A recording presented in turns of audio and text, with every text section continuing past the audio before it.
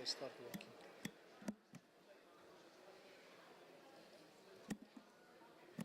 Okay.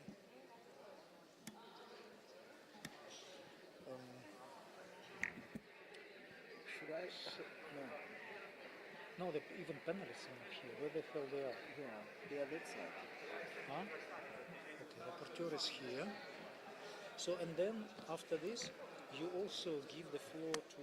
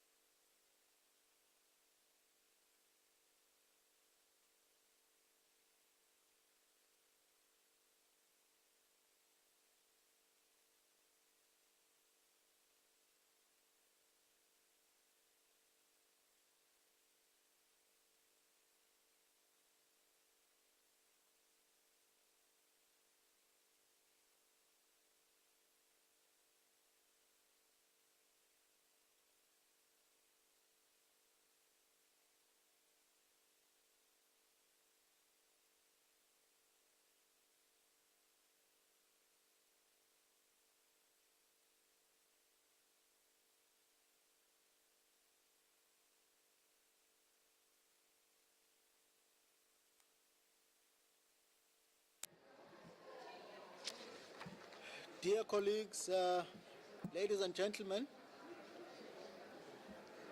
Just continue. the chairperson of the meeting has another engagement, and Okay, apparently you can't hear. huh?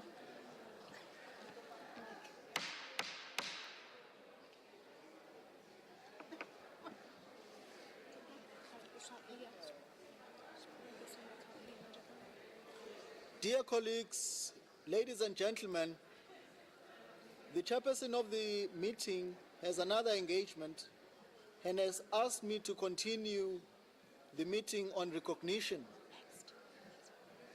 I still have many speakers, around 20, on my list, but unfortunately, due to time constraints, I will only give the floor to 5 of them now, and then give the floor to our panelists to respond to some questions and final comments. I will ask them to be brief so that we can move on to the next panel on justice. Time permitting, at the end of the panel on justice, I will reopen the general debate on recognition and try to accommodate the rest of the speakers on my list who wanted to speak on the issue of recognition.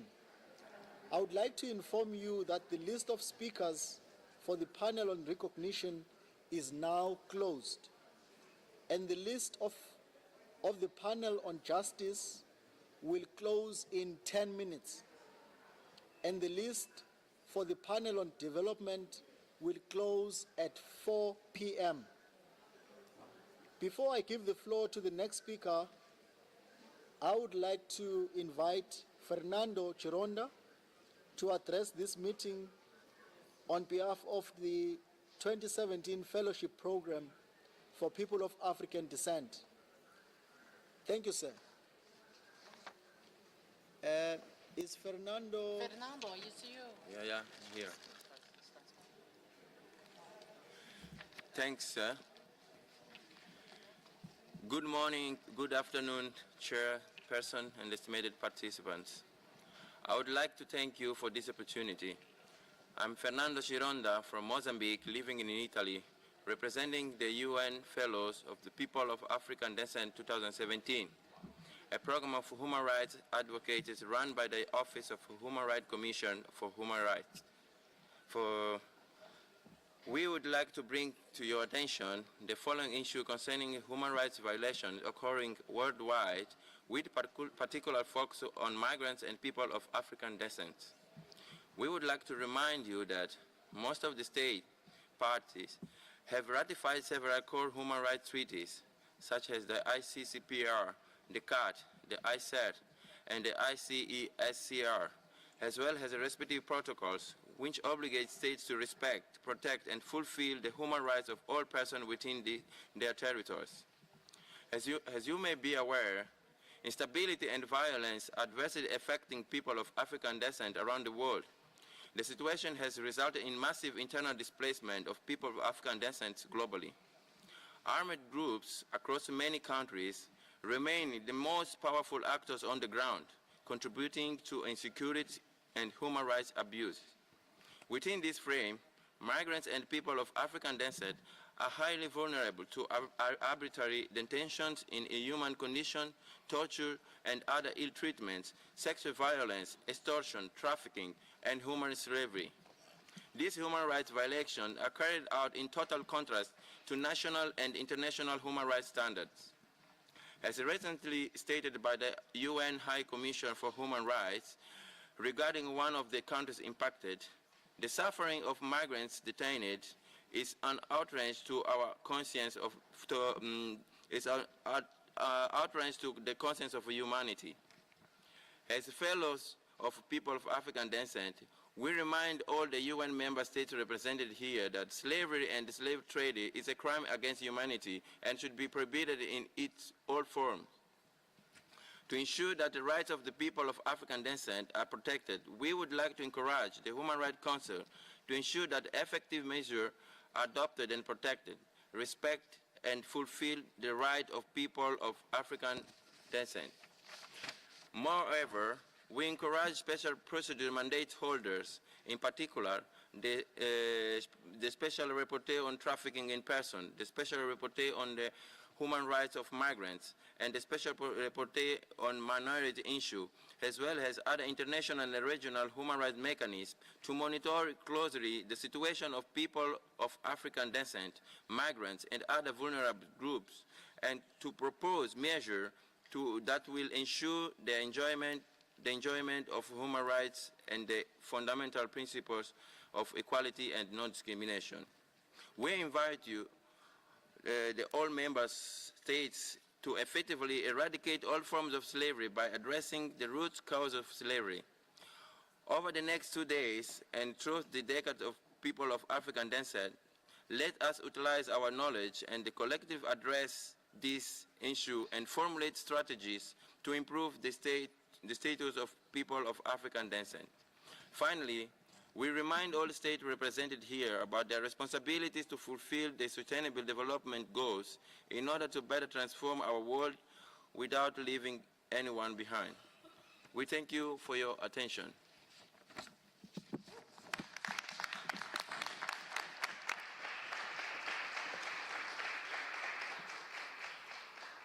I now give the floor to Uganda Diaspora Europe on my list.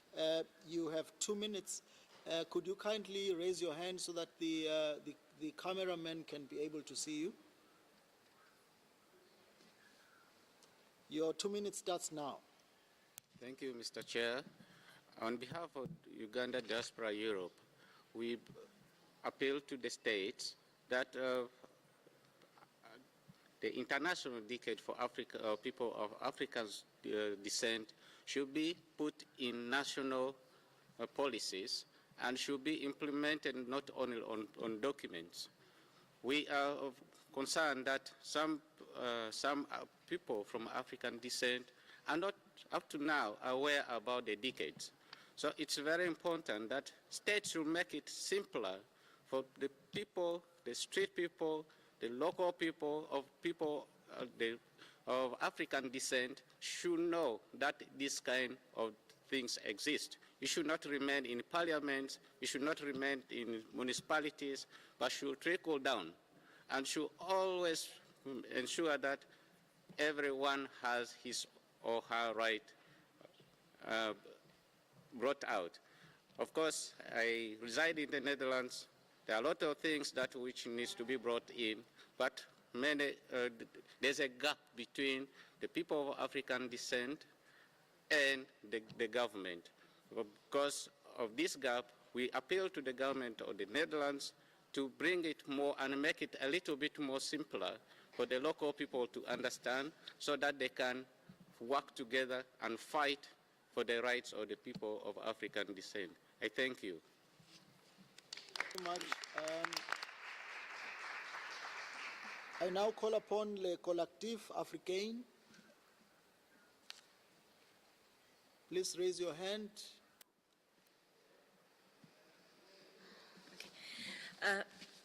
Monsieur le Président. Mr. Chairman, we are soon going to be celebrating the 70th anniversary of the Universal Declaration of Human Rights.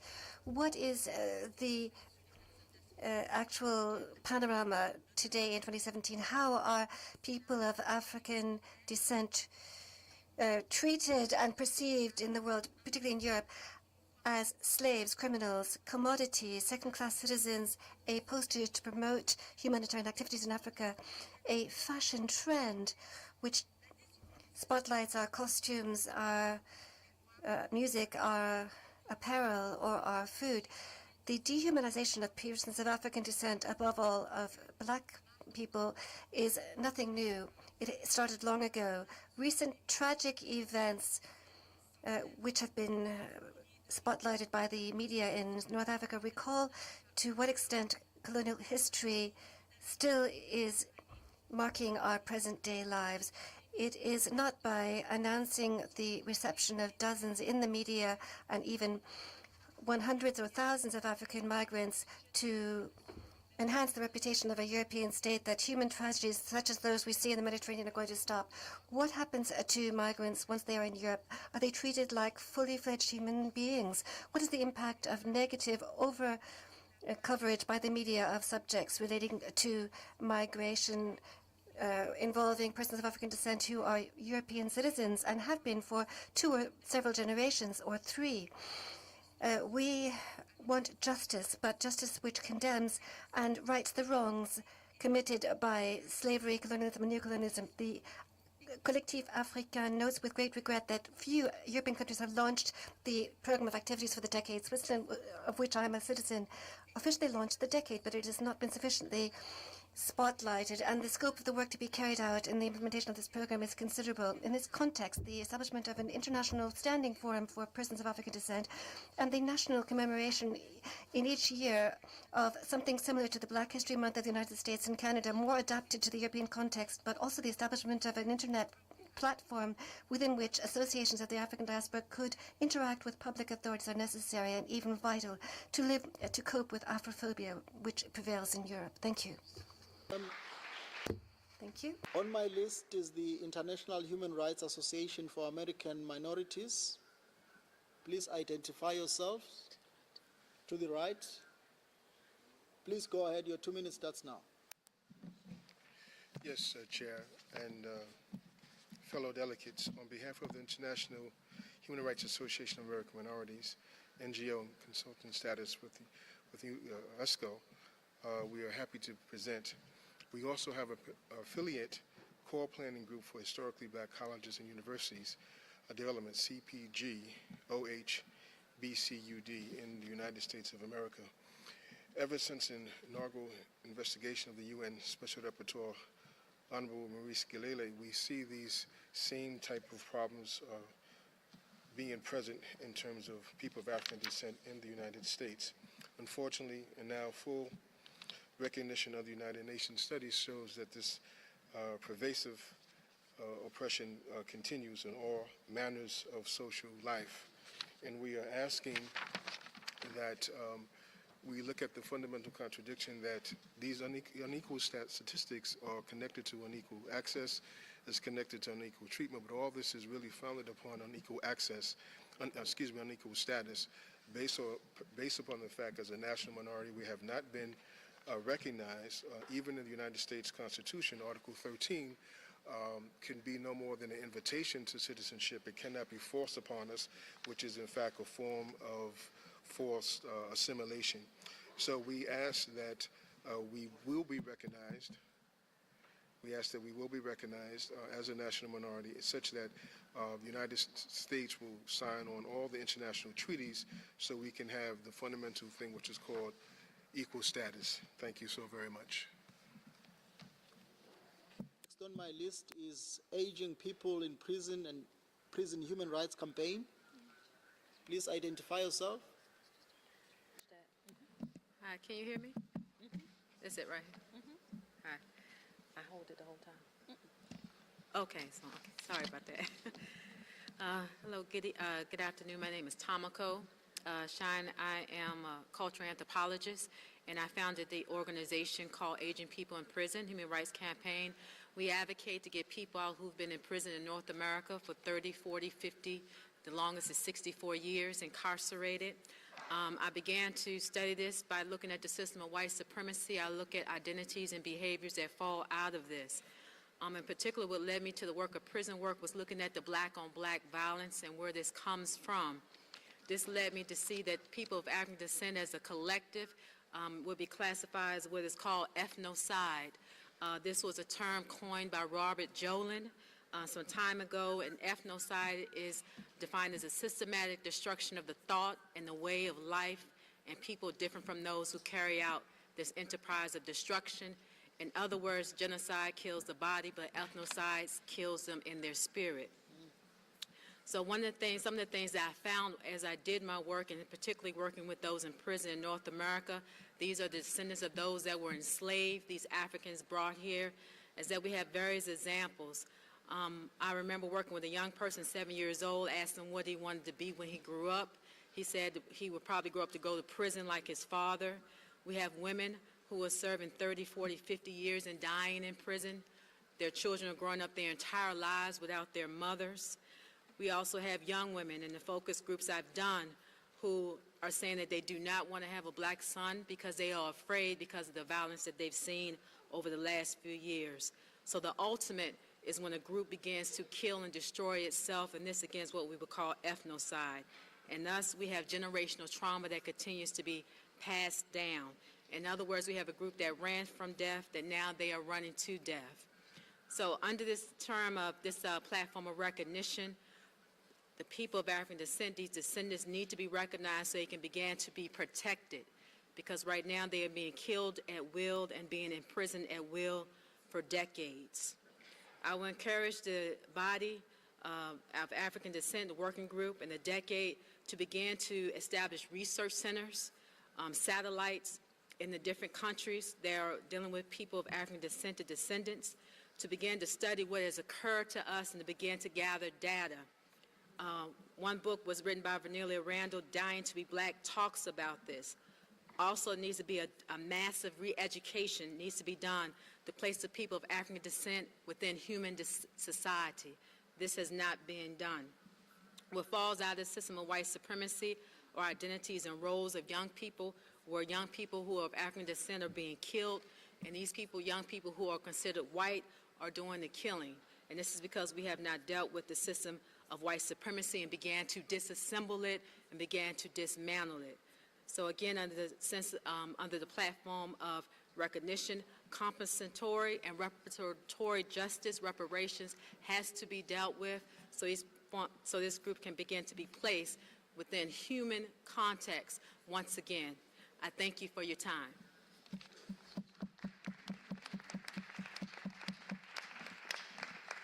I'm really sorry to cut you off.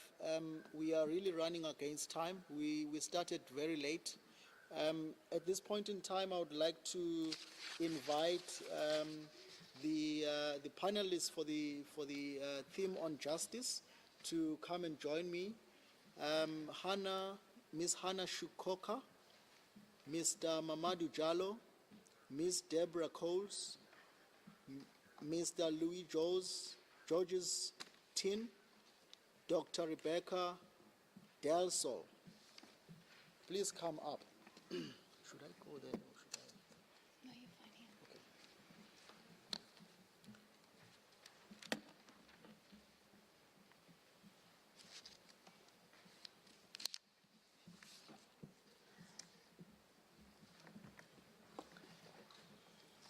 Excellencies, ladies and gentlemen, one of the themes of the International Decade for People of African Descent is justice. Access to justice is a core fundamental right and a central concept in the broader field of justice. Access to justice is a basic principle of the rule of law. In the absence of access to justice, people are unable to have their voices heard. They cannot exercise their rights. They cannot challenge discrimination or hold decision makers accountable. The right to access to justice ensures equality before the law, and the emphasis on equal justice or equal access to justice for all, including members of vulnerable groups, is of paramount importance to the justice discourse. Access to justice is more than just improving an individual's access to courts and guaranteeing legal representation. Some have defined the access to justice as the ability of people to seek and obtain a remedy through formal and informal institutions of justice for grievance in compliance with human standards. Among other things, there is no access to justice where a particular group fear the system, where that particular group see it as an alien and not to access it, and where the justice system is financially inaccessible. The International Decade provides measures which states should take in order to ensure access to justice. At this point in time, I would like to briefly introduce the panel. The panelists before you. The first to go will be Hannah Shukoka.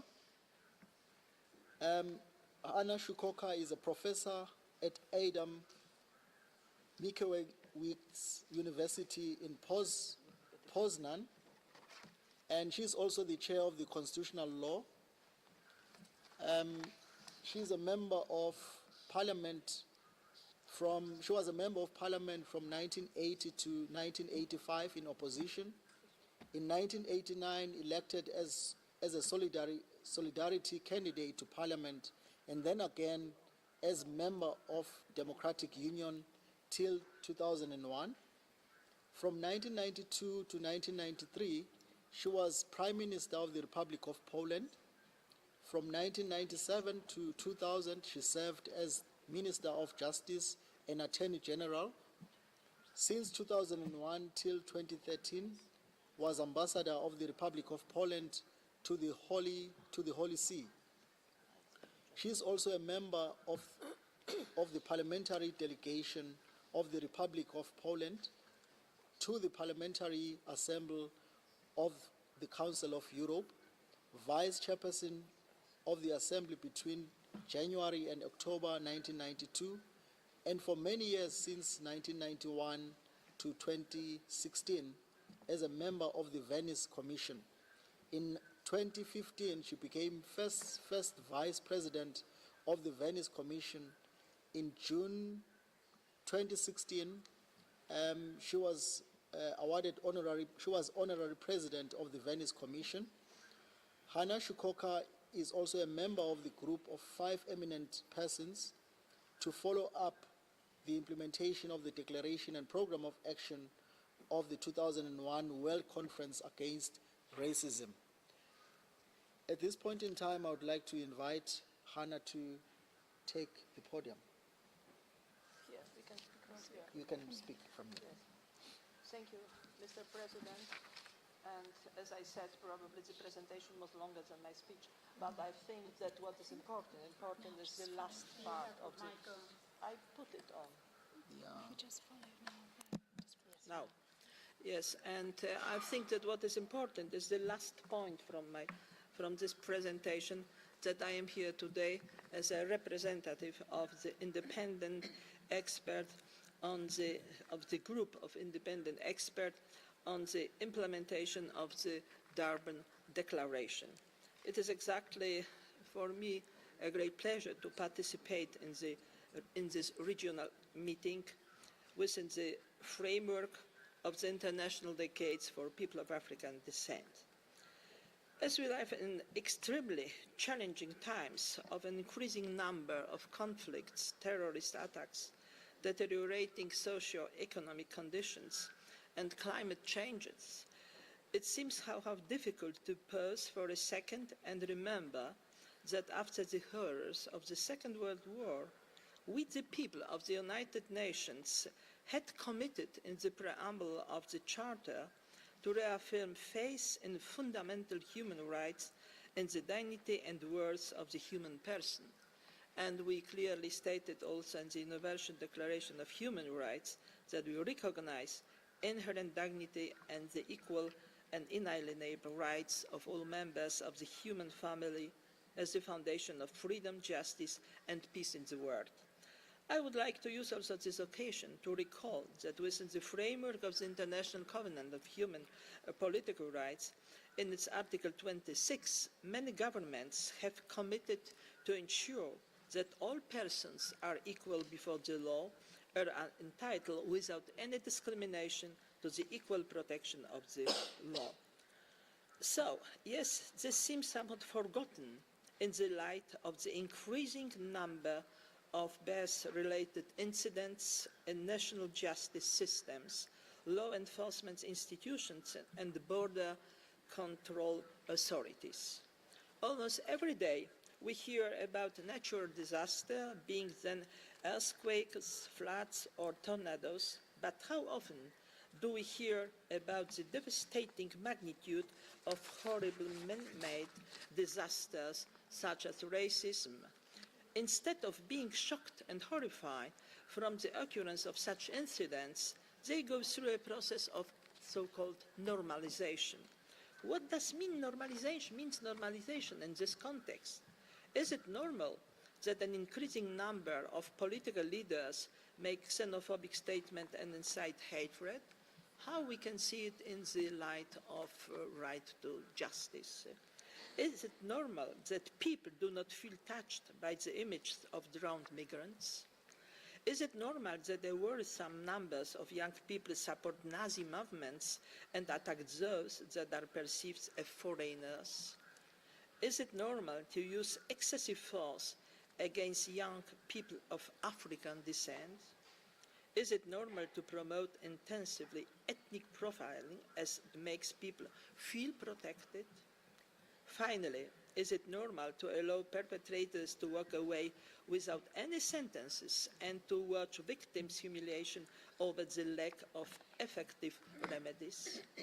Now more than ever, it is the time to emphasize eloquently that none of this is normal. We should do more to dismantle promptly such populistic processes of normalizations where many people are manipulated for the benefits of the few. Let's not forget that within the framework of the Sustainable Development Goals, in particular Goal 16, promote just, peaceful and inclusive societies, we have committed to significantly reduce all forms of violence and related death rates everywhere, as well as to promote the rule of law at the national and international levels and ensure equal access to justice for all. In the last few years, we have witnessed the reinforcement of anti-discrimination equality legislation in various countries and the creation of equality of, better say, anti-discrimination bodies, both at the national and European level. Also, plausible efforts have been made towards ensuring formal equality. The main challenges remain in the realm of substantive inequality and de facto discrimination, or in other words, how do we implement these laws and politics? So I think that now the problem is how to implement it, not only making new laws. It was also strongly pointed out by Pope Francis during his visit to Africa in 2015. He spoke with feeling about the way that humans and the economies they create can contribute to injustice and severe imbalances. In some countries worldwide, people of African descent are 6 to 8 times more likely to be stopped, searched, and incarcerated. Police have also been reported to make no or little record of hate crimes, sexual violence, or other crimes aimed at people of African descent, particularly at women. On various occasions, victims have not received immediate medical attention following an attack. Furthermore, I am saddened to hear that cases of physical violence against refugees of African descent and alleged extortion by groups have been recorded in a number of Eastern countries, Eastern European countries, whilst individuals who claim to protect national borders against migrants on their own initiative are praised as heroes and defenders of their homeland. Similarly, some media have built a narrative around refugees, also of African descent, associating them to notion of disease and threat. The media has in particular played a crucial role in negative framing perceptions of refugees and migrants, and I think that is also placed in the ambience of the court and justice. Also, legal measures have a central role in the fight against racial discrimination. They are not sufficient, as I said.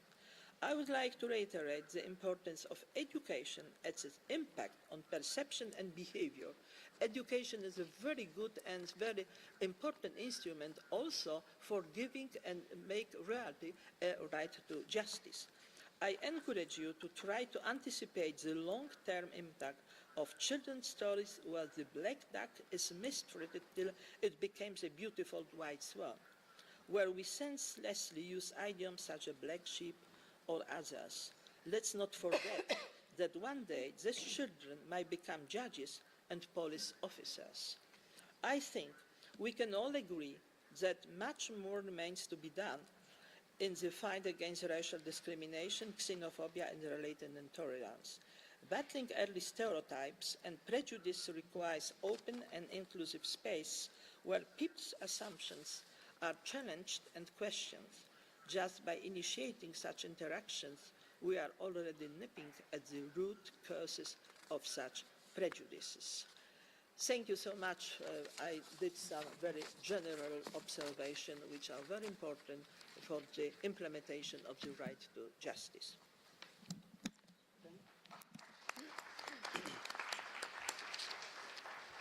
Thank you very much. I will not try and summarize, but some of the questions that we have posed are very, very critical, whether something is normal. And I think as we move forward, we need to be asking these questions, whether something is normal to our eyes, and interrogate, that aspect. But you also touched upon the importance of implementation. We need to move beyond what is actually in the text and implement on the ground. In the interest of time, I would also like not to present to you the bios of the speakers, so that we can have more time, particularly from civil society organizations, after member states have made their interventions. At this point in time, I would like to call upon Mr. Mamadou Diallo to make his speech.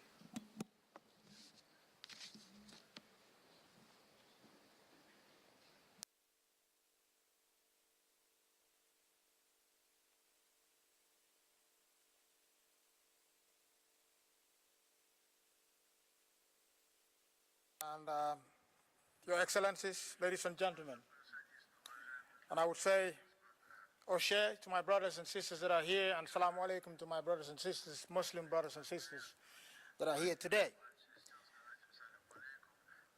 I want to thank you, Mr. Chair, for inviting me to speak here today on the burning issue of justice for people of African descent. As you have mentioned, I will speak today from my perspective as a political representative, as it said on the program.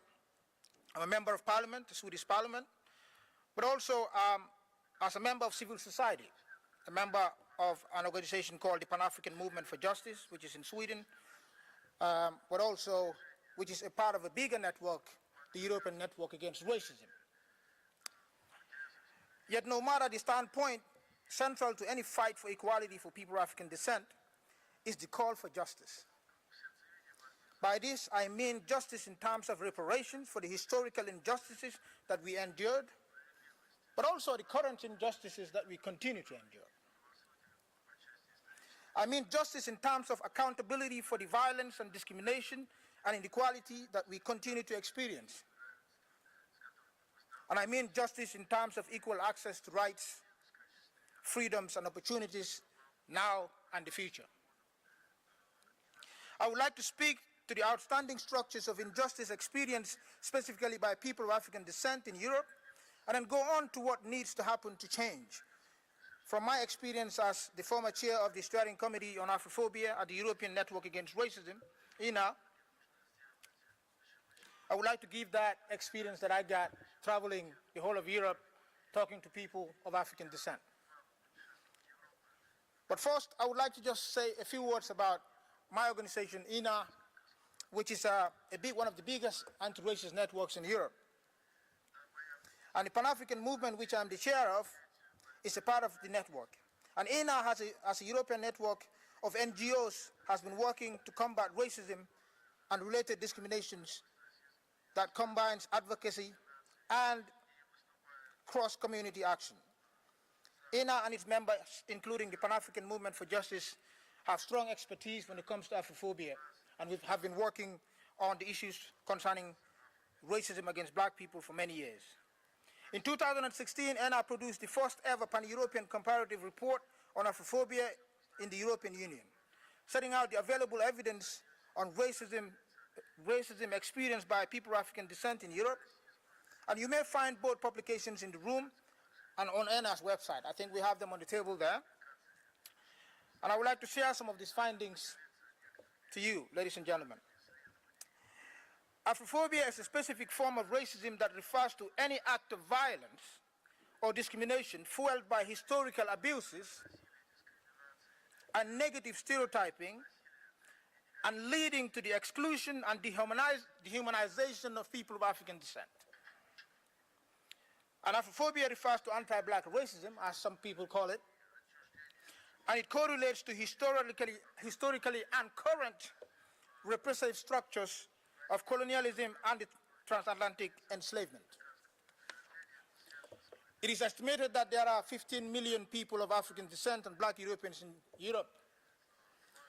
We are one of the largest minorities in Europe, and yet there is not one single European or national policy dedicated to advancing the rights of people of African descent. And yet Afrophobia is widespread, and evidence can be presented in numerous areas of public life. If you look at racist violence, for example, people of African descent and black Europeans are victims of particularly violent racist crimes. In 2009, the European Union found that 33% of sub-Saharan Africans in Europe have been victims of at least one racially motivated crime that year. In 2008, in Sweden, Afro-Swedes, Swedes with African origin, were the most exposed to hate crimes, seeing 24% increase. In 2015, a man stabbed 3 people to death, and this was qualified as a racist attack in a school. In criminal justice, we see that discriminatory policing and ethnic profiling are long-standing issues. Studies have found that in Paris, people perceived as black were overall 6 times more likely to be stopped by police than white people. In the UK, black people are 8 times more likely to be stopped and searched by the police than white people, according to the latest data. In Germany, we see a repeated denial of the fact that black people are being racially profiled. Where we have data, we see that black people are overrepresented in prison and are increasingly targeted by police by violence. In 2017 has been numerous examples of violence against black people at the hands of police, including Rasan Charles in the UK, who died in July after being restrained by the police. In February, Theo Luhakia endured a violent arrest, including sexual abuse at the hands of police in France. Further, new evidence has emerged on the devastating case of Wuri Jallow, a man who burned alive in the custody of German police.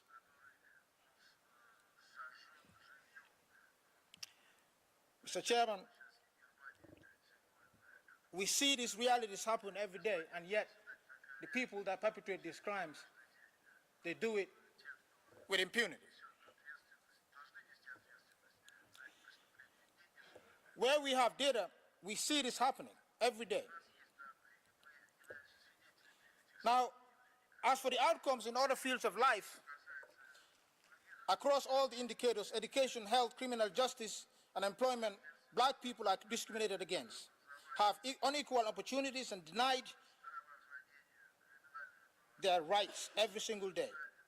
This structural inequality is commonplace across the whole Europe, and yet, I repeat, there is not a single European-wide policy to address this.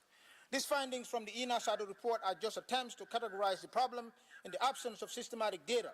However, it shows that Afrophobia is a problem that both wide and structural, both individual and societal. The justice we seek, therefore, requires individual accountability for perpetrators of racial violence and discrimination, but also structural transformation. How do we achieve this? As signatories to the UN, member states have the obligation to ensure black people enjoy the rights to equal treatment and non-discrimination. It is high time that this situation of black people, people of African descent, receive proper recognition. Inherent to this must be a recognition of past injustices and current injustices, and steps towards reparation and restitution, which my brother here will be speaking about a bit later. Regionally, at the level of the European Union, we are calling for this in the form of an EU framework for national strategies to combat Afrophobia. In September this year, members of the European Parliament discussed the issue of Afrophobia for the first time. in an official meeting. INA presented the shadow report as an initial outline of the problem. At the national level, in line with the Durban Programme of Action, member states should adopt action plans to combat racism and specifically Afrophobia. These plans should recognize historical and current structural injustices faced by people of African descent and take concrete steps to address this. In these national action plans, member states need to include the collection of equality data based on self-identification to provide sound evidence for structural discrimination. They also need to set out a real and effective policies to address racist violence against people of African descent, but also tackle structural disadvantages experienced by people of African descent in public life. In the field of criminal justice, these plans need to ensure real justice for victims of racist violence and their families, the end of racial profiling, and the accountability of abusive behavior of state actors against our brothers and sisters by the criminal justice. And looking wider at EU-led policies on migration, we see the links between discrimination and exclusion of people of African descent in Europe and the global racism underlying the international border system. To maintain Fortress Europe, European states have profiled detaining and deporting black people back to danger. They still deport black people to Libya. We say we are horrified about the things that we see in Libya, but yet we have migration policies that make it possible for black people to be sent back to Libya. So we need to change that. I would end up by just giving an example. Some of you, or at least I think all of you, have seen the images about how our black brothers and sisters are brutalized, humanized in a way that I personally only saw, or at least read in books, about this transatlantic enslavement. We see that happening today. Before, when we spoke about it, people say that was a long time ago, so we don't remember it. But now we cannot say that because we see black people auctioned out for $800, $700, $500, sold as animals. So we cannot continue saying this was a long time ago because this is happening now. Frederick Douglass said there is no progress without struggle, but black people have been struggling mighty long time. And I cannot say we've seen the progress that we need to see if we still auctioning out our brothers and sisters. So something needs to be done. And lastly, I would like to, in view of this, the coalition of civil society organizations that are here, we would like to recommend that the Office of the High Commissioner to work on to promote safe access to the asylum procedure in the European Union with humanitarian visas to the European Union. We would like to call on the European Union to cease externalizing responsibility for immigration control to African countries, which contribute significantly to the massive human rights violations currently taking place in Libya, Algeria, Sudan, and other places.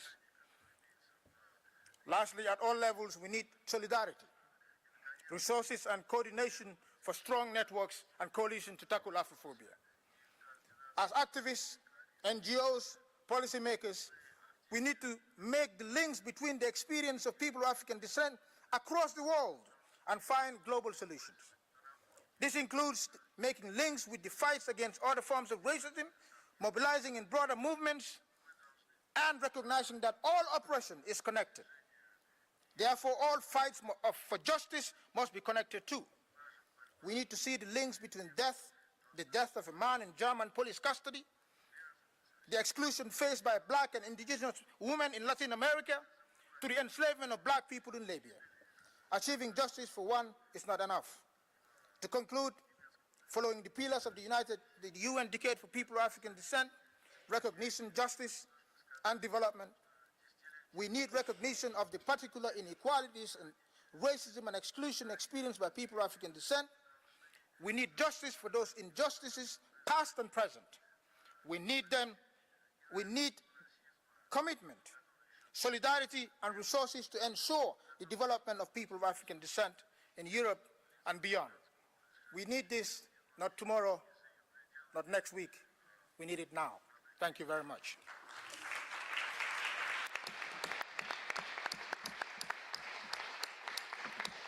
Thank you very much, Mr. Jallo. You did not only talk about the justice deficit, but you also talked about how to address those deficits that we see. And thank you very much for that. At this point in time, I would like to call upon Ms. Deborah Coles, the Director of Inquest, to make her presentation. Thank you. And it's to be speaking on this platform. I'm going to be talking from the perspective of an NGO that for 3 decades has worked with the families of those who die in all forms of custody and detention. So that's police, prison, immigration, and deaths in mental health settings. Could you move the slide on, please? We also work on other deaths, including Hillsborough football disaster, but also the shocking events at Grenfell Tower fire. The work, however, I'm going to talk about today is our work on deaths in custody. The work with families informs all of our evidence-based research, policy and parliamentary work for social justice and change, and we try and hold the state and private companies to account for human rights violations and dangerous practices. We monitor the investigation and inquest process. An inquest is a process of inquiry that we have in England and Wales after a death in custody, held in public with a jury. And we try and hold the state to account to the rule of law. What we've monitored is the failure to properly investigate, prosecute, and sanction excessive or unlawful use of force. Families are at the heart of our work, and their campaigns, particularly the work of the United Families and Friends campaign, have been extremely important in raising the visibility of these deaths. We situate custody deaths in their broader social and political context, and many of these impact on broader policies on public health, poverty, and inequality. And of course, we have to acknowledge the legacy of enslavement and colonialism as the broader context for institutional racism, and also the current toxic discourse around Brexit and the increase in hate crime in the UK. There are a pattern of cases that are synonymous with state violence, racism, and impunity. The reason I've included some pictures of those who've died is to humanise the people who have died, the people behind the statistics. Last year, we saw the highest number of self-inflicted deaths, also known as prison suicides, in England and Wales. And a recent report into the criminal justice system saw the UK imprisoning more black people per capita than the United States. We've also seen this year the highest number of deaths in UK immigration centres on record. A third of these, since 2000, have been people of African or African Caribbean backgrounds. And we obviously do need to close these centres down. I'm going to concentrate on police-related deaths, and our monitoring shows that they are not isolated individual tragedies, but part of a systemic problem and the result of structural factors. A disproportionate number of people from Black, Asian and minority ethnic communities and those with mental health problems have died after the use of unlawful or excessive force, and these are 4 of those men. Our monitoring has shown that you're twice as likely to die following the use of force if you are from a BME background, in particular young black men, subject to deadly use of restraint and restraint equipment. Many of the cases that Inquest has worked on have presented a disturbing picture of violence and racism and inhumane attitudes towards people in distress, ascribing to black people stereotypical characteristics of extraordinary strength, dangerousness, and criminality, trying to demonize and blame the victim for their own death. the racial stereotype of the black man as big, black and dangerous, violent and volatile, when woven into police culture and practice, has led to the disproportionate and fatal use of force. Another group overrepresented are people with mental health needs, again a stereotype of the mentally ill as mad, bad and dangerous. And we're particularly concerned with the double discrimination experienced by black people with mental health needs. An obsession with dangerousness can mean that the focus becomes the risk posed by the individual to the exclusion of consideration for their welfare and safety. And we frequently hear comments at inquests about the person who has died having superhuman strength, the strongest man that they've ever come across, and being impervious to pain. And the pernicious combination of such perceptions towards black men who are also mentally ill can create situations in which the person being restrained is dehumanized and their life devalued. And this is encapsulated in the tragic and brutal death of Olusegun Lewis, a 23-year-old man in mental health crisis.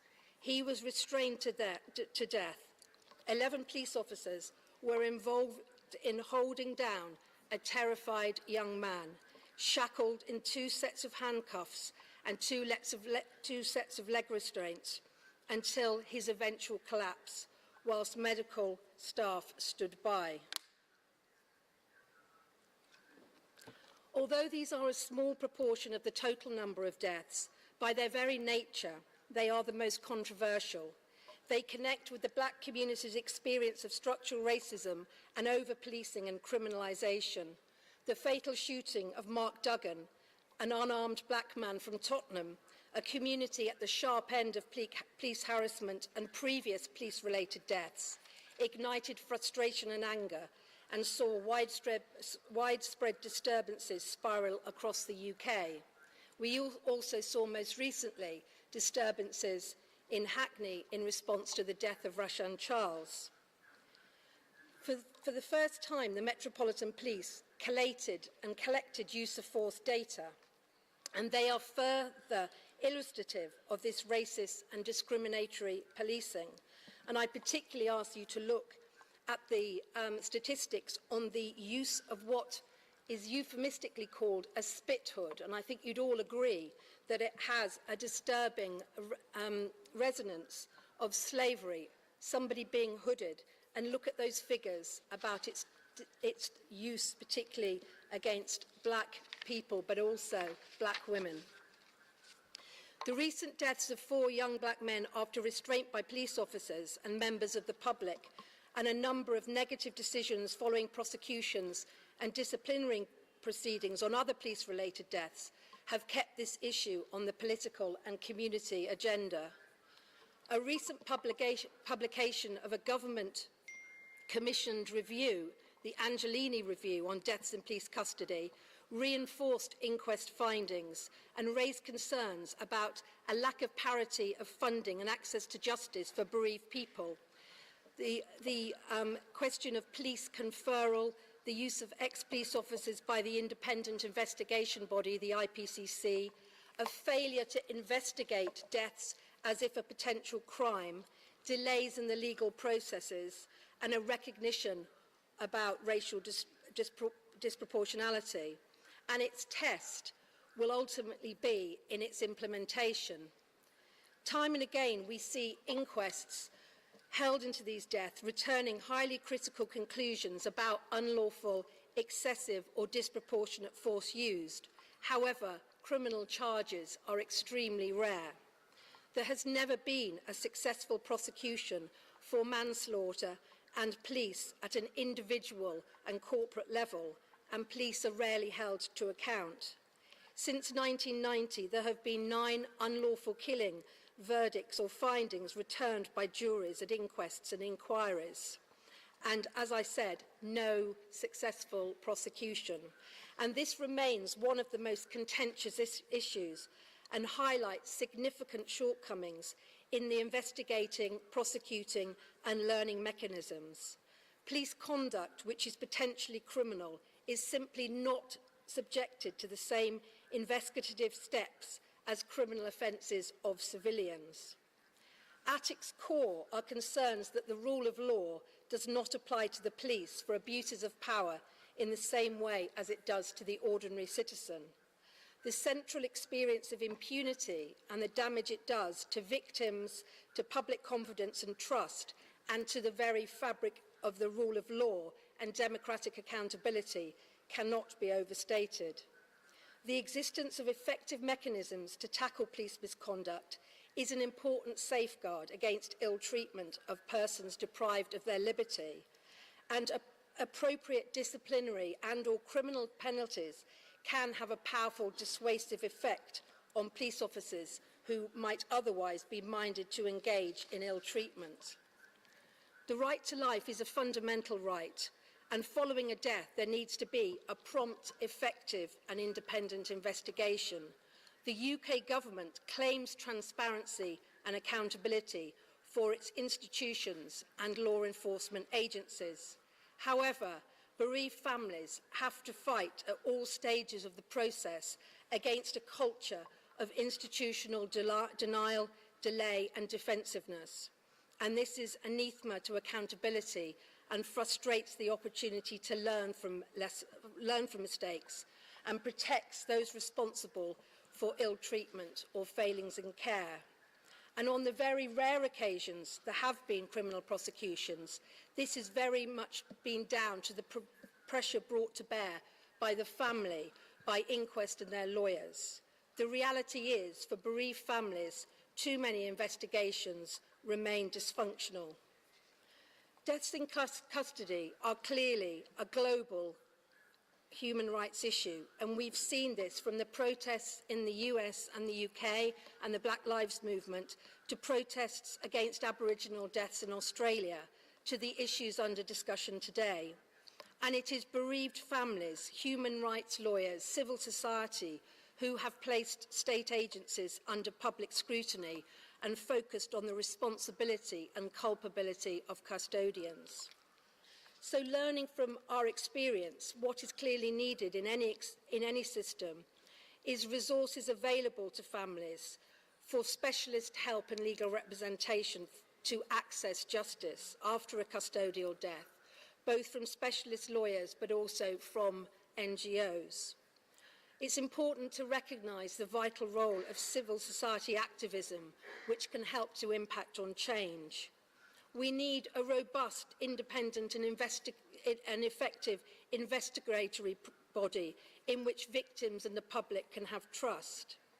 Use of force data and deaths in custody and detention need to be disaggregated by ethnicity.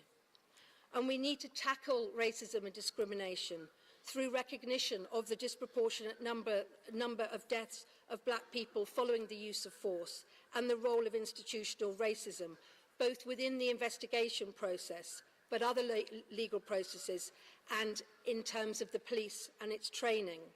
And I want to just make one quick point here about we've got to stop diluting the language around racism and discrimination. In the UK, we talk too much about unconscious bias and equality and diversity rather than naming it as it is, which is about racism. And finally, police must be held to account at both an individual and senior management level, and sanctions brought against those who abuse their powers. And we also need an oversight framework by which compliance with post-death actions and recommendations to learn from past errors, to ensure that we monitor, audit and follow up them. And vitally, we need resources for those NGOs working around the world on deaths in custody in order to bring an end to racial profiling and state and police violence. Thank you. Thank you. Thank you very much, Ms. Cole. And I think the perspective that you have taken in your presentation is very critical, looking at how to find justice for those who have departed in the most horrendous ways. And you have also provided concrete recommendations on how to best address this issue. Thank you very much for that. At this point in time, I would like to call upon Mr. Louis-Georges Tin, President Le Conseil, representative de l'Association Noire de France. Over to you, sir. Mesdames, Messieurs, je voudrais proposer quelques réflexions générales. Thank you. We need a microphone for the speaker. Thank you. I'd like to talk about some of the injustices of the past and the injustices today. The decade for people of African descent is one that should be for reparation. As you no doubt know, there are three topics that have been identified. Recognition, first of all, justice, development. And it is precisely all those threes that constitute reparation. Recognition, justice, development equals reparation. Reparation means that you recognize past crimes, that justice is rendered, and that is done via development policies. So we need to use this term all the time, and I'd like to pay tribute to the expert group of people of African descent who have used this term, and indeed many others, because it's absolutely vital to the cause that we are talking about today. We all know that there cannot be peace without justice. You cannot have justice without reparation. If somebody causes harm to you and you want justice, and the justice says, yes, this individual is guilty, but victim, you will not be getting any reparation, you and then are entitled to say that's not justice. Those who refuse reparations are refusing justice. Whether we like it or not, they are accomplices, tantamount to accomplices of the criminals. They are accomplices to this system of impunity. Impunity simply favors repeat offending. It's because yesterday's criminals were not punished. That is precisely why they can continue today and tomorrow. So it's not just an opinion in the area of reparations, no. Being against reparations, I believe, is tantamount to saying you're in favor of yesterday's crimes, today's crimes, and tomorrow's crimes. So we have to stand for reparations. One can discuss the ways and means, but I don't think we can discuss the principles. I'd now like to turn to the crimes of the past before I turn to crimes today. And I also recognize that this separation is rather arbitrary because yesterday's crimes do have lasting consequences on the present. But I'm just doing this to make the exercise clearer. In France, for instance, my organization, the Representative Council for Black Associations, is involved in some trials. If we're talking about justice, you have to talk about trials. The first had to do with Haiti. You might not know, but when Haiti obtained its independence on the 1st of January 1804, with the abolition of slavery, France refused its independence, and it forced the Haitian people to pay the equivalent of $21 million at the time, from 1805 to 1946. So they had their knife to the neck, as it were. Haitians had to pay that sum precisely not to fall under the yoke of slavery again. This, if you like, dragged them down into this terrible spiral, a downward spiral of underdevelopment, poverty, economic instability, political instability, and I have to say they haven't emerged from that downward spiral yet. And I believe that this is something that therefore constitutes a basis for a trial against the French state. Forced labor in Africa is another topic. There were more slaves in France after the abolishment of slavery in the French Congo, the Belgian Congo during the colonial period. And we have taken action and proceedings to recognition that slavery, and indeed the abolition of slavery, constituted a crime against humanity. We also have taken proceedings in order to get back money that was taken from treasuries that were pillaged under the colonial period. You'll find the British Museum, for instance, the Terheven in Belgium, the Quai Branly in Paris and in Germany and elsewhere, all the spoils that are to be found in those museums. All those countries were pillaged, and this needs to be handed back. These are resolutions that it would be great to be able to take today. The President of France, back in the time, President Mitterrand said this was, impossible. But now what is impossible has become possible, which is why we now have an association to remember the period of slavery. This is something which was enabled thanks to activist associations that we brought together, and nowadays, I think we really can start addressing the subject of financial reparations in France. The city of Paris, which to date had already been against a museum, finally now a resolution is adopted which is favorable to the creation of a museum of slavery in France. So the whole issue of reparations is still on the agenda. What was impossible in the past is now possible. I've been talking about past injustices which have consequences, but there are present injustices happening as we speak, injustices as we are speaking. Several of us here said what has been happening in Libya. Crime committed there, injustice, and therefore responsibilities. And this on both flanks of the Mediterranean, in Libya, of course, but also in Europe. For instance, Frontex, France and the UK, who are engaged in an illegal war, dragging the UN, and this precipitated the chaos that we anticipated, but perhaps we couldn't even in the past have an idea of the scope that that would entail. We again are going to take legal proceedings against the people in Libya, France and the UK, because this is justice. There are courts for this, and it's very important that those people responsible for those crimes are prosecuted.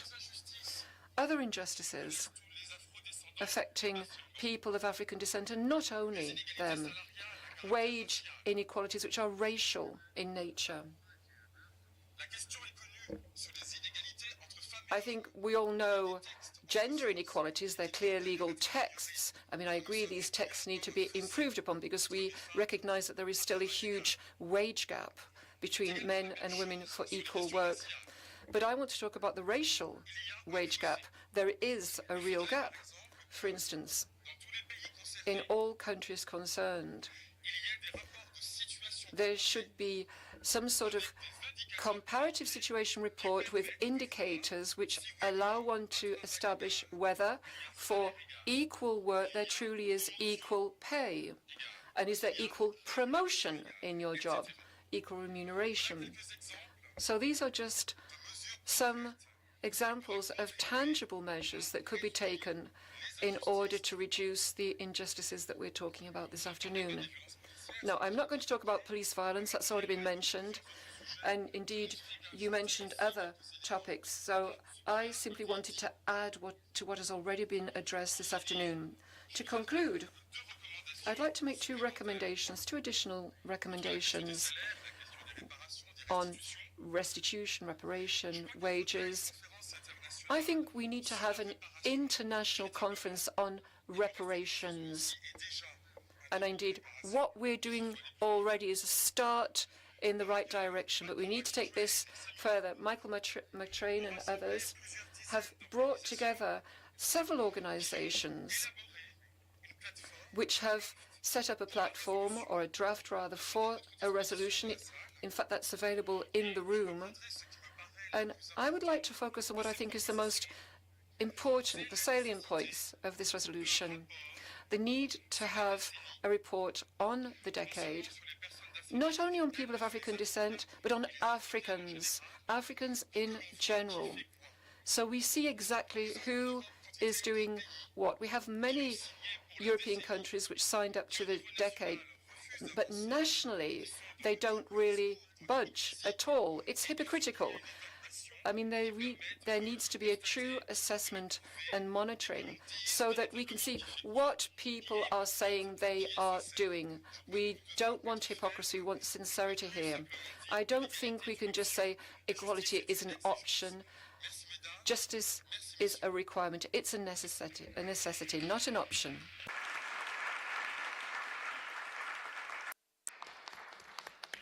Thank you very much, Mr. Tin. From your discussion, 2 points that I took was the interdependence between the themes. And I think you said it well, that you cannot discuss anything about justice without even recognizing the person that you are meeting that justice to, which then leads to the issue of development, which is a critical aspect as well. And then the other call that you made on the conference on reparations, I think is a very important call, because when we are talking about justice, we are also talking about reparations. And on that note, I would like to call upon Dr. Rebecca Del Sol, the Program Manager, Fair and Effective Policing Project, Open Society Justice Initiative. Over to you, ma'am. Thanks very much for the opportunity to speak today. I'm going to talk about racial profiling. And although profiling is an unlawful form of discrimination, it is too frequently justified as legitimate and even necessary in law enforcement. I will talk here about some of the drivers of racial or ethnic profiling and describe some of the challenges and good practices that the Justice Initiative has been supporting in collaboration with communities and police across Europe and elsewhere. Two of the most basic principles that underlie criminal justice are that all people are equal before the law and that all people are presumed innocent until proven guilty. Racial profiling describes what happens when police or other law enforcement agencies rely on stereotypes rather than objective facts and evidence in targeting persons for attention. Put simply, racial profiling occurs because of how people look, because of how they are, or where they worship, rather than what they've done. And in doing so, it violates these two basic principles of non-discrimination and due process in justice.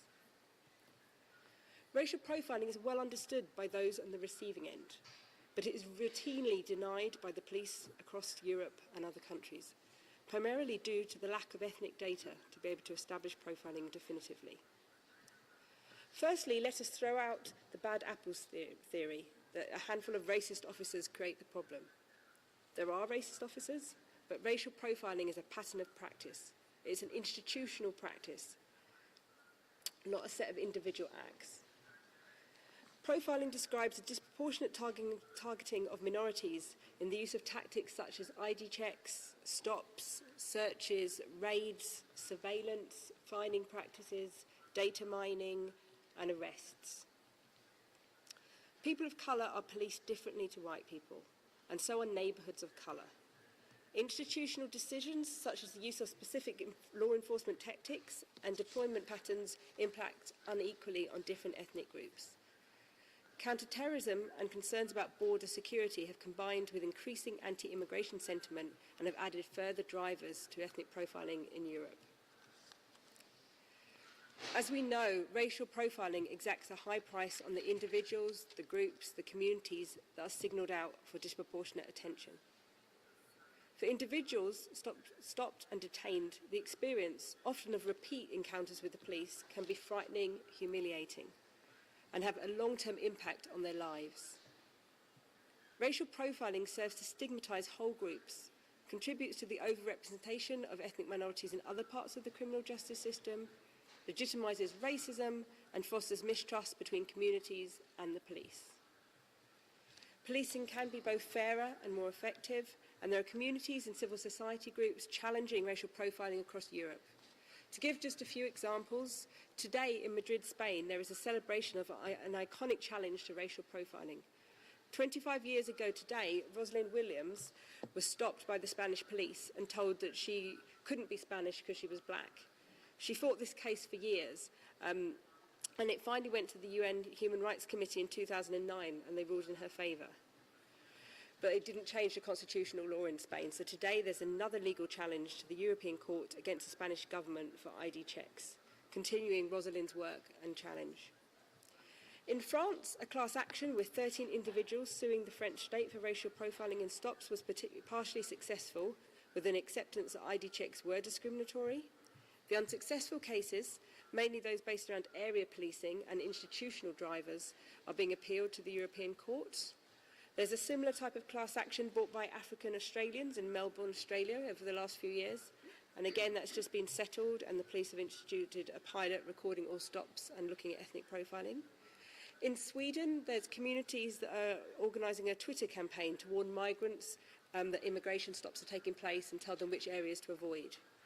In a range of countries, including France, the Netherlands, the UK, Switzerland and Belgium, there are coalitions or networks working together to challenge ethnic profiling through research, litigation, advocacy, campaigning and awareness raising. It's hard for the police to admit that they are profiling. Discussions of racial profiling are usually heard as accusations of racism against individual officers. Yet admitting the problem is a crucial first step, without which nothing can be done.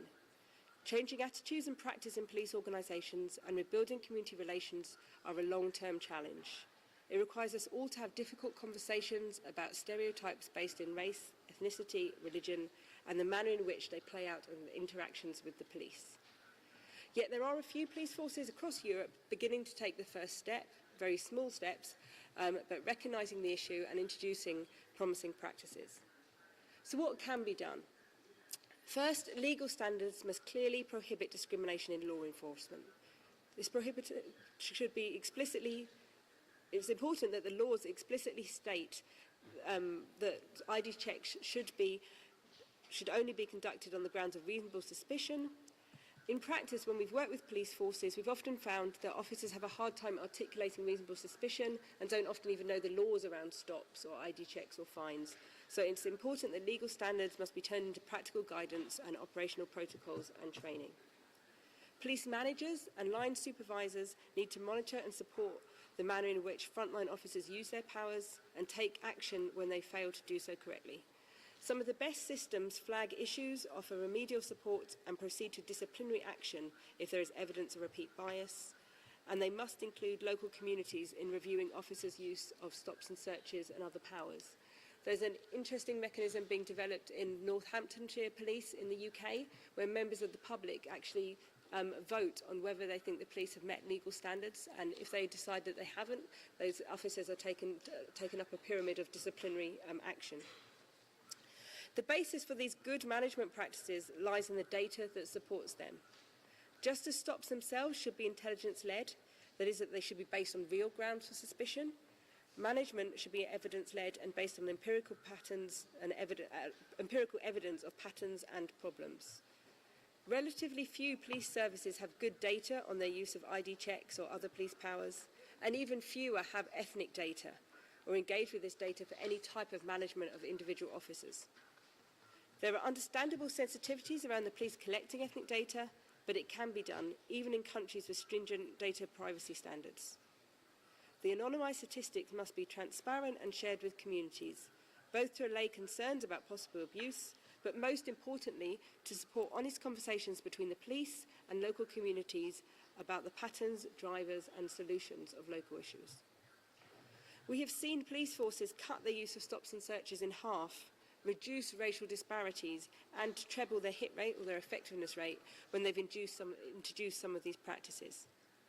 Thank you very much again for having me to speak, and I look forward to hearing the discussions and your comments.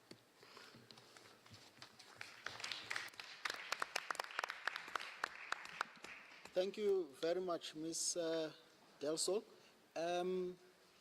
One thing that I took from your presentation is that all people are equal before the law, and whatever discussion that follows should follow this or be aligned to this principle.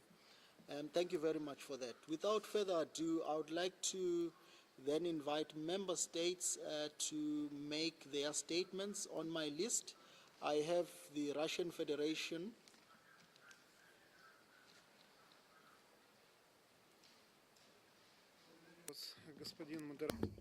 Thank you very much, Mr. Moderator. Today, in a number of countries, we are observing a breakout of xenophobia and racial tension. The alarm felt throughout the world is becoming worsened in the light of these phenomena and trends. And we see clearly expressed symptoms and signs of hatred and aggressive nationalism, which often limit or border on racist manifestations. In many countries, immunity concerning radical ideologies is worsening, and often there is a slogan being used of the need for respect for freedom of expression and free speech. The recent neo-Nazi demonstration in Charlottesville in Virginia have become a graphic example of the problems related to the widely embedded Afrophobia and racism that exists in the United States, and the ideology of white supremacy and other hideous and inadmissible manifestations in the 21st century. Another characteristic example is the planned racist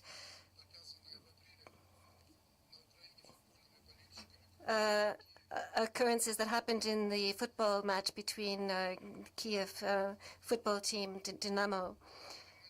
In the match against another team which had African players in their team. The fans came into the stadium in white clothing. Some of them were dressed in traditional clothes of the Ku Klux Klan. And also they were wearing masks with swastikas. And they opened up a banner in front of the tribune which said 100% white. Unfortunately, the world did not witness any reaction. There was not even any condemnation of what happened on the part of the current Ukrainian authorities, and also the representative of the High Commissioner's Office for Human Rights of the United Nations. Recently, we get the impression that the most important people in the world who are working in the that various public opinion officials are trying to make anti-racist activities secondary.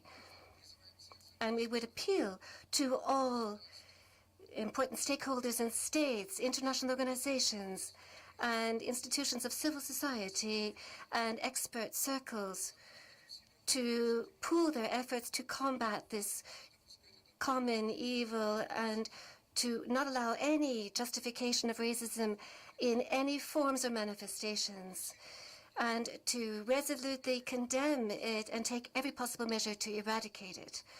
Thank you very much. Thank you very much.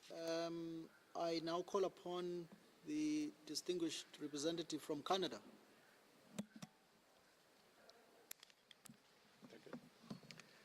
Thank you, Mr. Chair, and thank you to the panelists for most interesting presentations.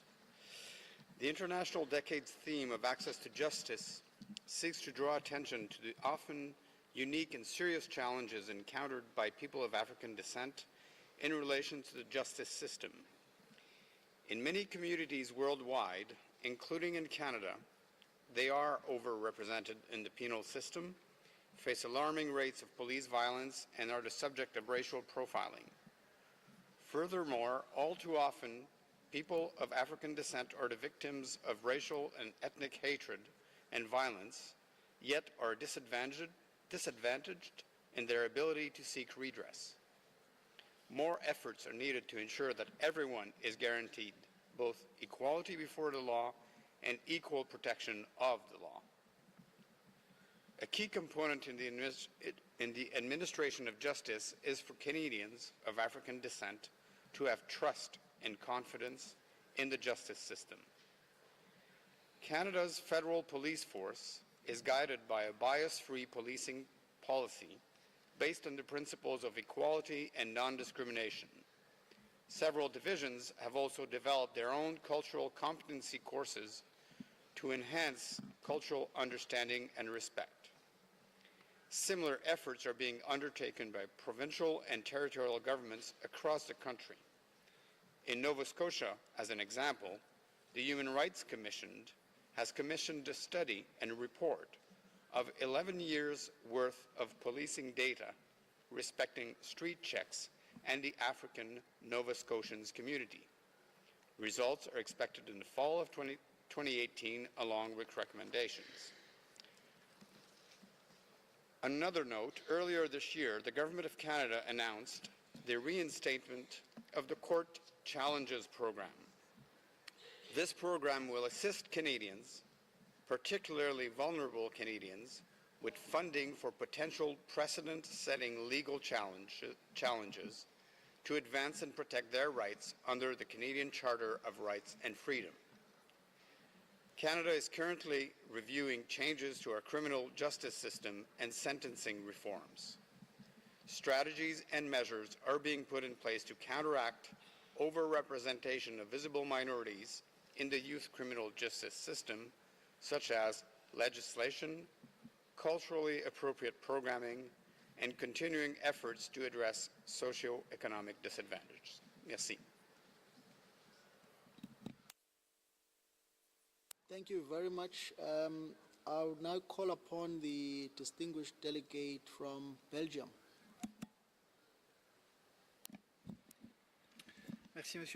Thank you, Chairman. Before talking about justice, since it's the first time I'm taking the floor, I'd like to thank, on behalf of Belgium, OHCHR for convening this regional meeting, and I'd also like to thank all the speakers. We'd also like to pay tribute to the active participation of civil society in this meeting. On justice, Belgium would like to underscore the importance of adopting, or if necessary, strengthening legislation in order to combat all forms of discrimination, including those that specifically affect people of African descent. Belgium was a pioneer in the area. At the start of the 80s, our country adopted a law criminalizing certain acts which were xenophobic or racist in nature. More recently, Belgium has ensured that its legislation is in line with the European framework to combat discrimination.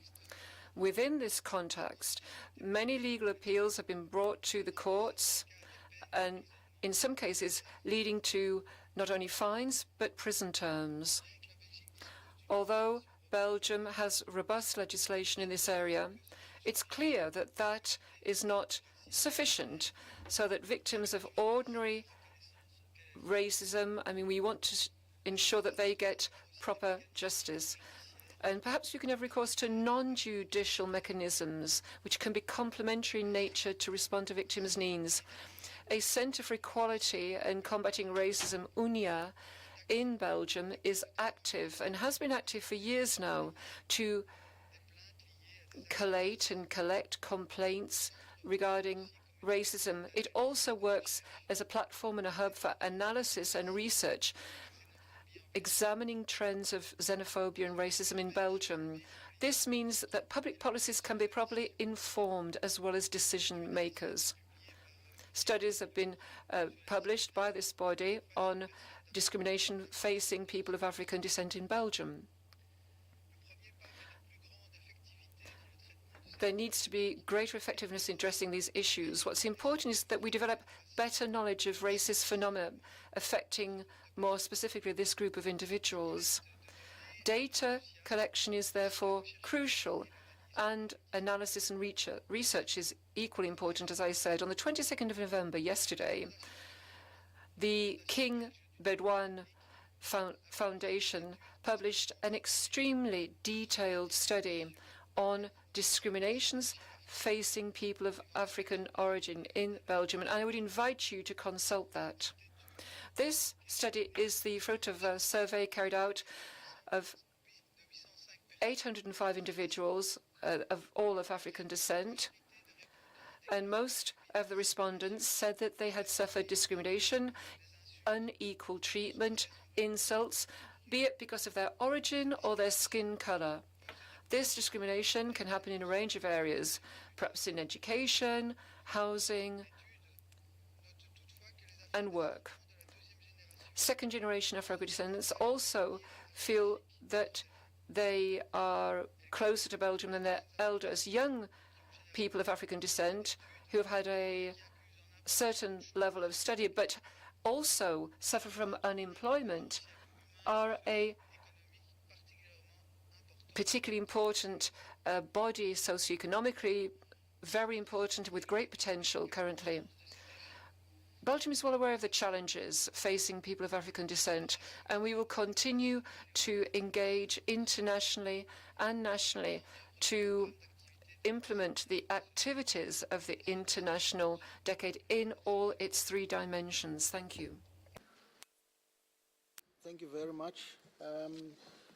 At this point in time, I would like to open the floor to civil society and other stakeholders. We have about 1 hour, 15 minutes to go.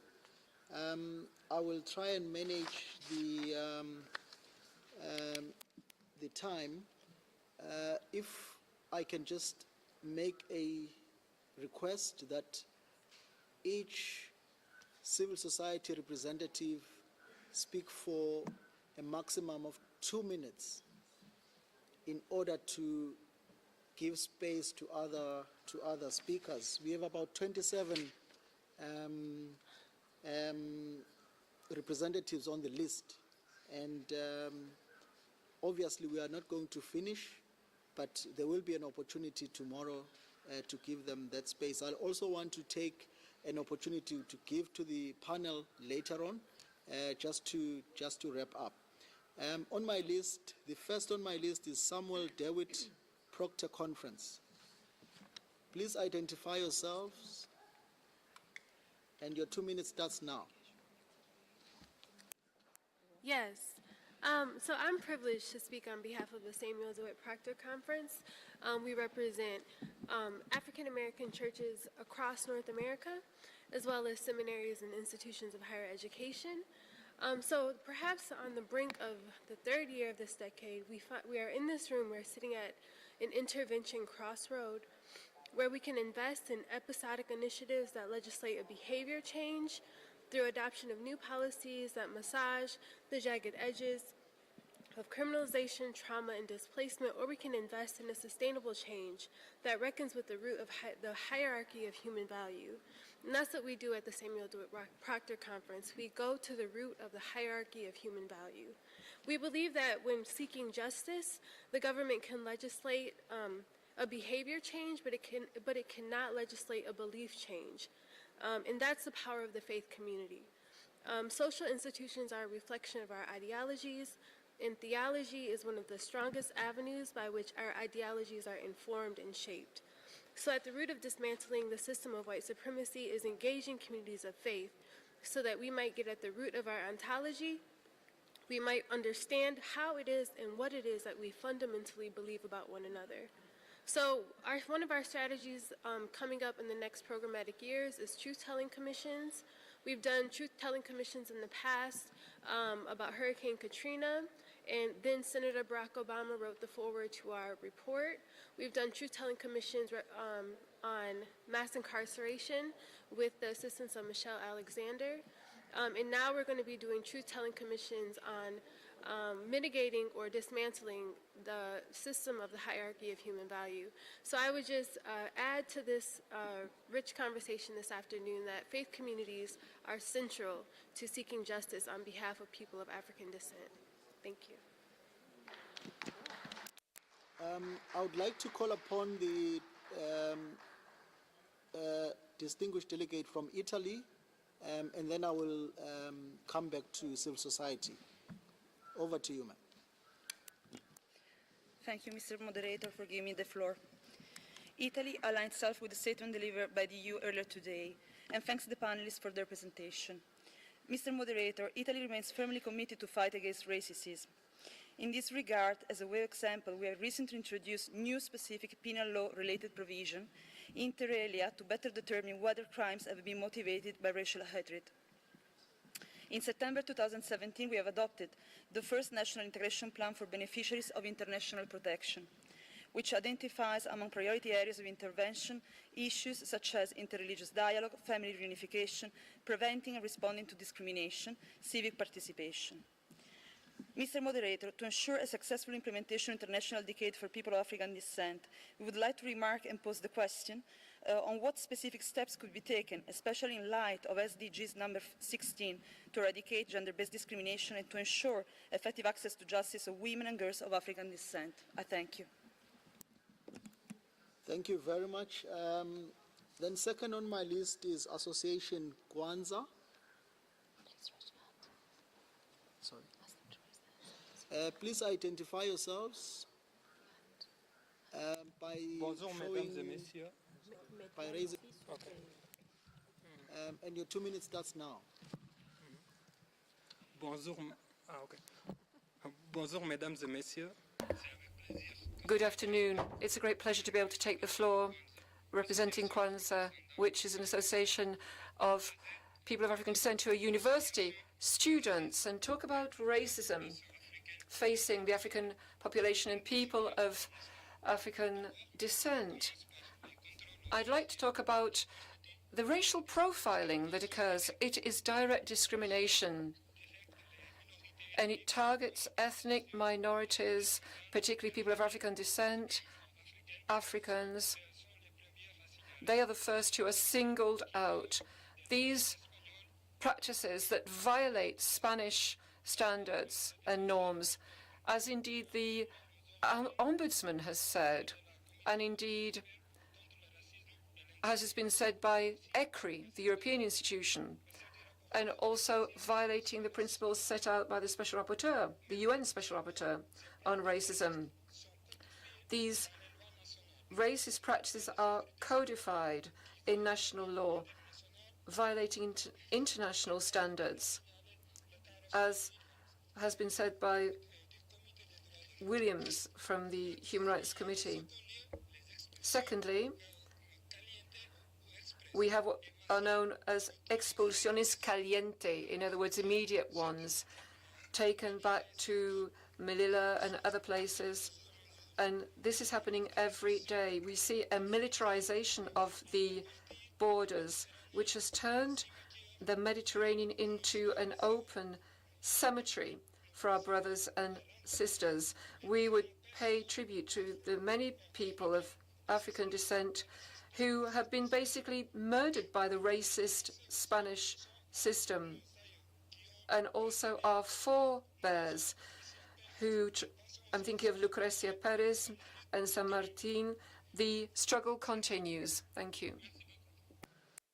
Very much.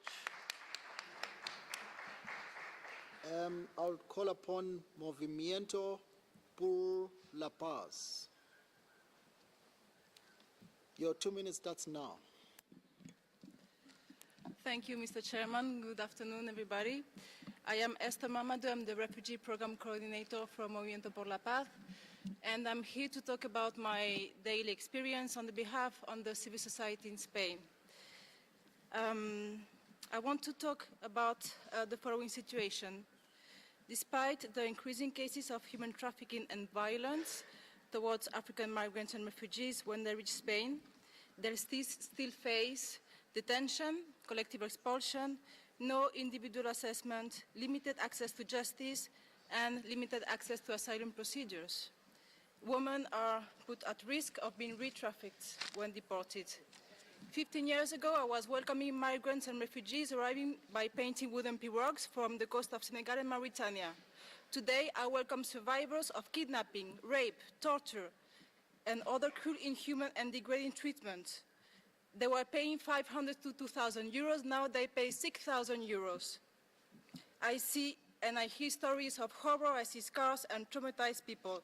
The exploitation and monetization of Black Africans have become a marketplace when they have become a commodity.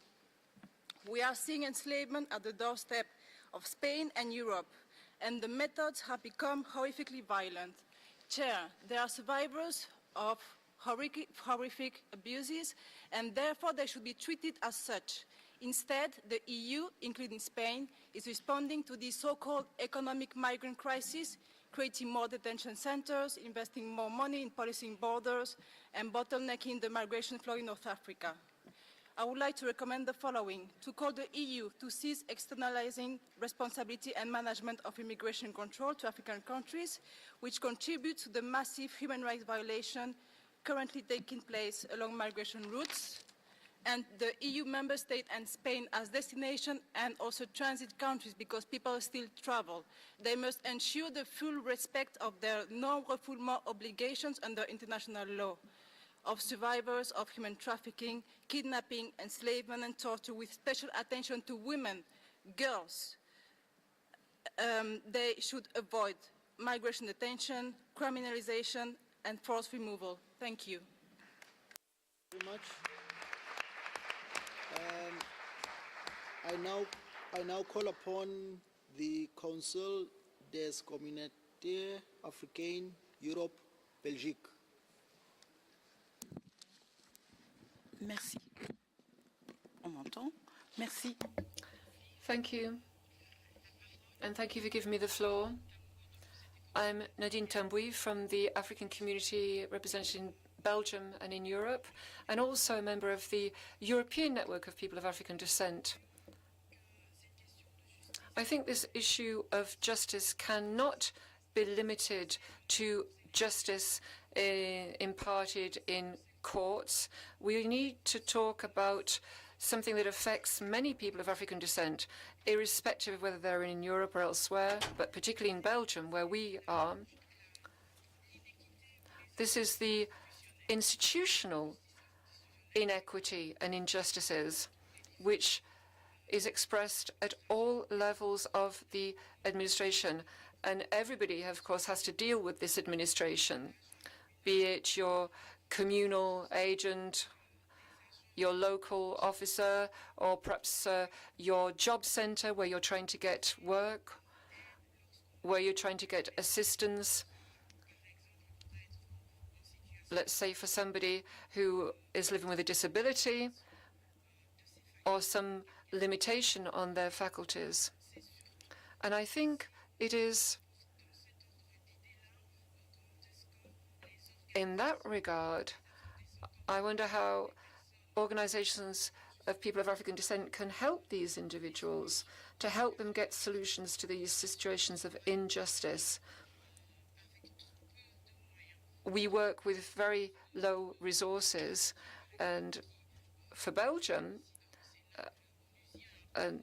Belgium here in the UN has recognized the importance of the decade, but civil society, Afro-descendant civil society, is still waiting for the official launch of this decade in Belgium, which hopefully will allow us to work on a national plan.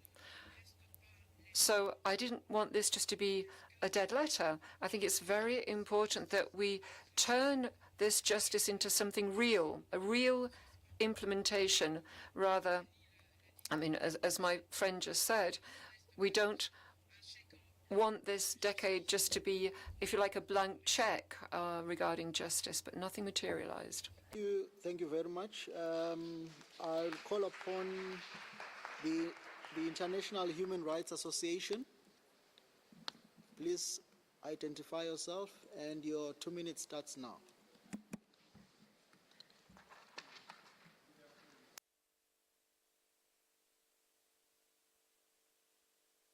Minorities have been working to secure the rights of historically black colleges and universities. We know that, looking at our statistics, that 85% of our medical doctors comes from these institutions, 60% of our engineers, 80% of federal judges, and 40% members of Congress, and 50% of our teachers. So we know that these institutions are vital to the education, the employment, and the development of our society. But it's under attack in terms of many of these institutions are now being defunded, and they're using the idea that this discrimination, and most of these institutions are now being integrated with those other than the community which it was intended, and we ask for assistance. We have a recommendation that historically black colleges and universities that there be develop an international cooperation core planning group, and with this core planning group to have an international body that can monitor these institutions with support and for development. Thank you very much. Thank you very much.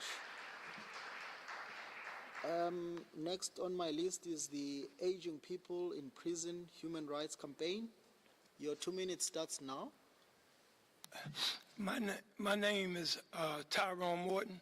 I was born and raised in Baltimore City in the state of Maryland in the country that you call the United States of America. I'm part of an organization called HRC, Aging People in Prison Human Rights Campaign, to free aging people, aging descended Africans who are 50 years and older, who have been locked up 20, 30, and 40, 50, and 60 years, is a human rights issue. It never was justice with us. It was always injustice. Let me clarify something. If you don't understand the existential phenomena called white supremacy racism as a cultural system, then all else that you think you understand would only confuse you. Dr. Frances Cress Welsing, in her book, The ICES Papers, Keys to the Color, defined white supremacy racism as the local and global power system structured and maintained by white people who classify themselves as white, whether consciously or subconsciously determined.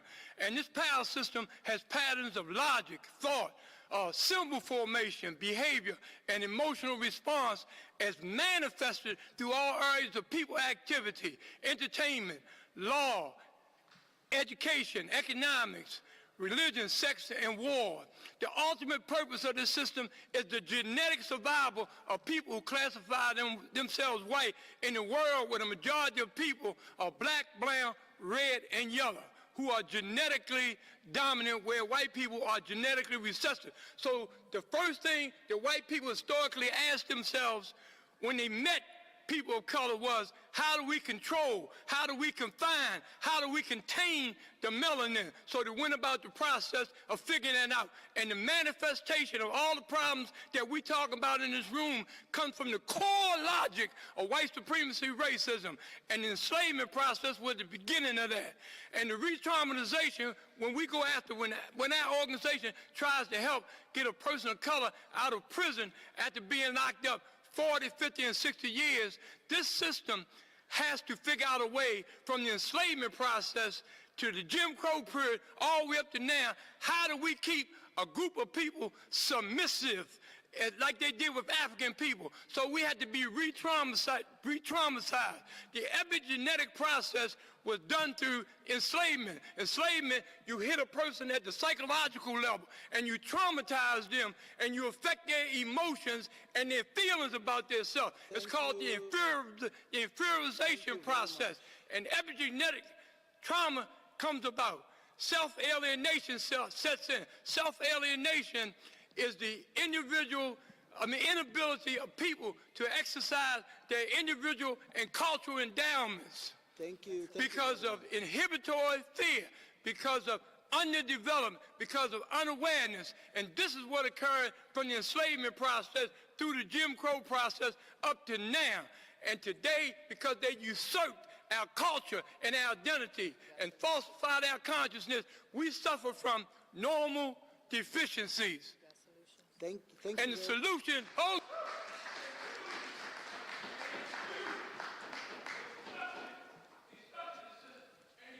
what is called a Negro, and there is no Negro land, there are no Negro people. So how do you, as a group of people, define who I am when my potential was given to me and my possibilities were given to me by God? The solution is African people must first analyze white Thank you very much.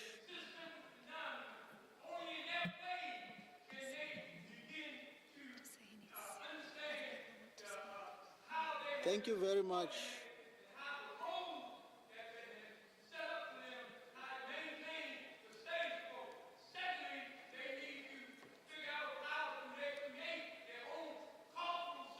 Thank you, thank you very much.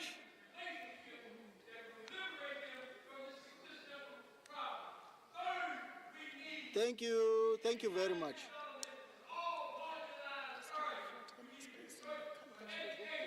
I will. Thank you.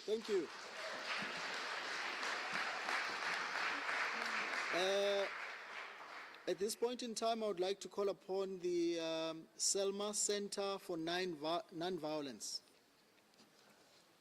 Please identify yourselves, and your 2 minutes starts now.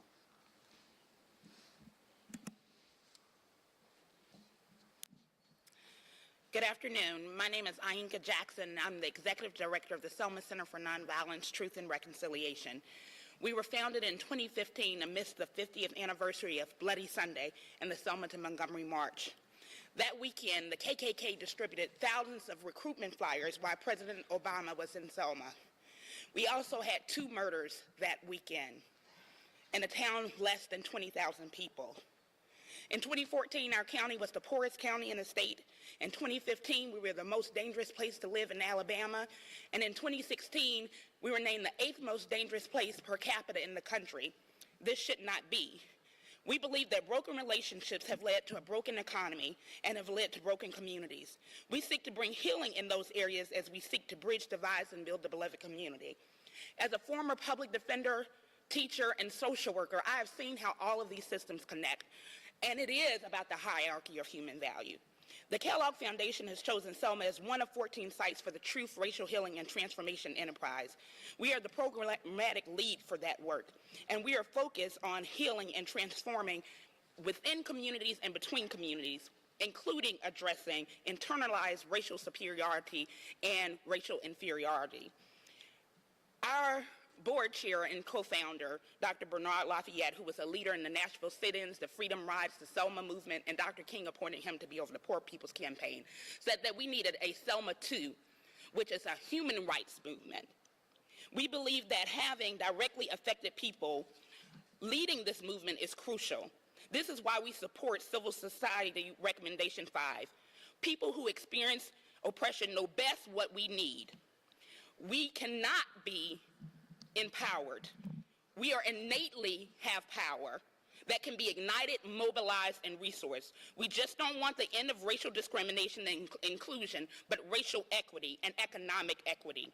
We believe that Selma will change the world again, and this time it can't be eliminated by the United States Supreme Court. It will be a cultural shift that eliminates the hierarchy of human value and that our laws will reflect the realization and the fullness of our humanity. This is Selma 2.0. Thank you very much. I would like to call upon the U.S. Human Rights Network. Identify yourselves. And your 2 minutes starts now. The U.S. Human Rights Network is grateful for this opportunity to participate in the 2nd regional meeting for the International Decade of People of African Descent. One of the goals of the decade is to fight for justice for people of African descent. We believe that this justice must include those who have suffered the consequences of the U.S. criminal justice system. This includes people who have experienced violence at the hands of law enforcement. This includes people who have experienced people who are formerly incarcerated, who are unable to fully participate in society.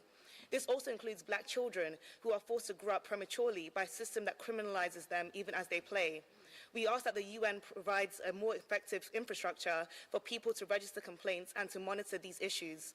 We condemn the U.S. Department of Homeland Security's decision to strip Haitian immigrants of temporary protected status as of July 22, 2019. Given that the UN accepted responsibility for the cholera epidemic in Haiti, which slowed the country's recovery from the 2010 earthquake, we believe that the UN must take concrete steps to protect the human rights of Haitians, which includes their right to stay in the US. The US Human Rights Network is appreciative of the financial support that the Office of the High Commissioner provided for civil society organizations to participate in this meeting. Given that we believe that human rights advocacy should prioritize the struggles of the poor and the most marginalized groups in society, we ask that financial support should also be given to people who are not affiliated with civil society organizations. We recommend that the UN develops an application process along with a communication strategy that civil society can amplify in order to ensure maximum participation in future meetings. We also recommend that directly impacted individuals and civil society organizations be involved in the drafting process of the new United Nations Declaration on the Promotion and Full Respect of Human Rights of People of African Descent, which we recommend naming the United Nations Declaration on the Promotion and Full Respect of Human Rights of African Peoples. Thank you for this opportunity to participate and to share our perspective on this important conversation. We invite you to continue this conversation at the US Human Rights Network biannual convening, which is happening in December 7th to 10th in Atlanta, Georgia. We are looking forward to working along the UN member states, civil society, and directly impacted folk to ensure that the decade's goals are achieved. Thank you. Next on the list is the Soul Rebel Movement. Your 2 minutes starts now.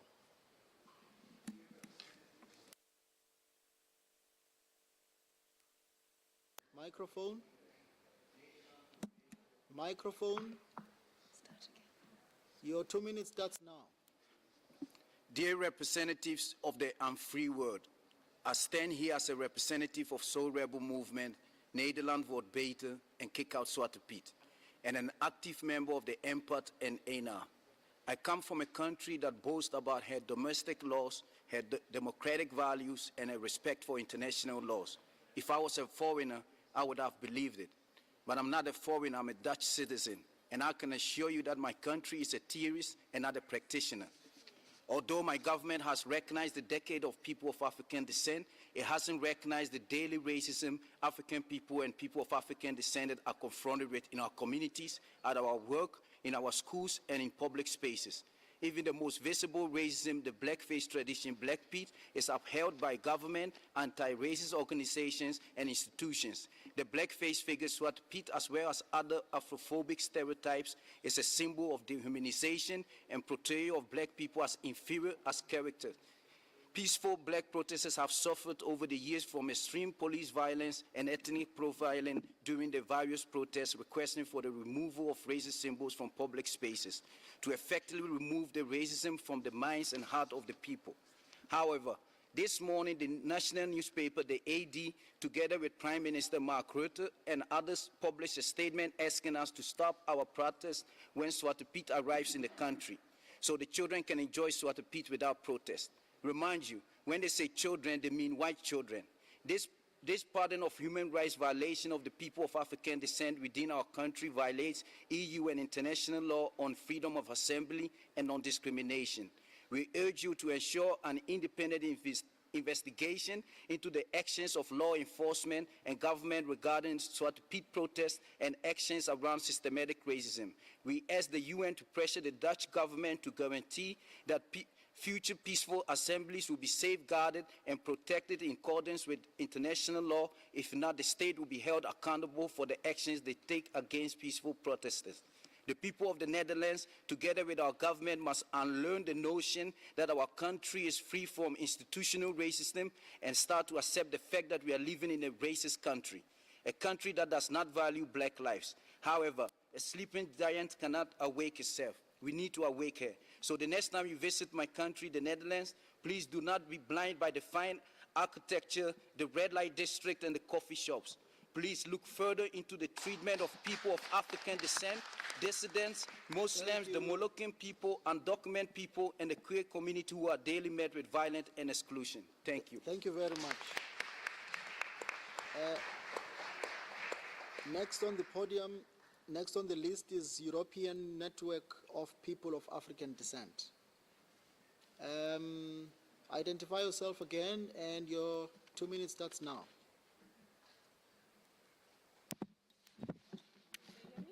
Yes. Oh, sorry. Is you? Okay. My name is Maria Muguni. I'm from Germany and talking on behalf of the European... Microphone, please. Microphone. It's okay, it's okay. Okay, my name is Maria Muvuni. I'm from Germany and I'm speaking on behalf of the European Network of People of African Descent, NPAD.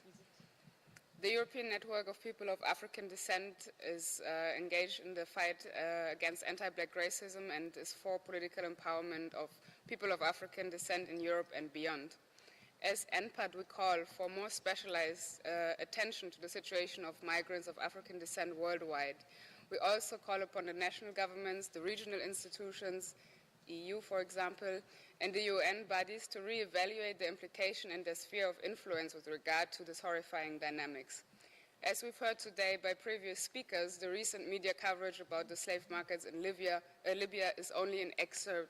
It's a detail of experiences of exploitation, kidnapping, enslavement, rape, murder that migrants of African descent have been suffering from for years.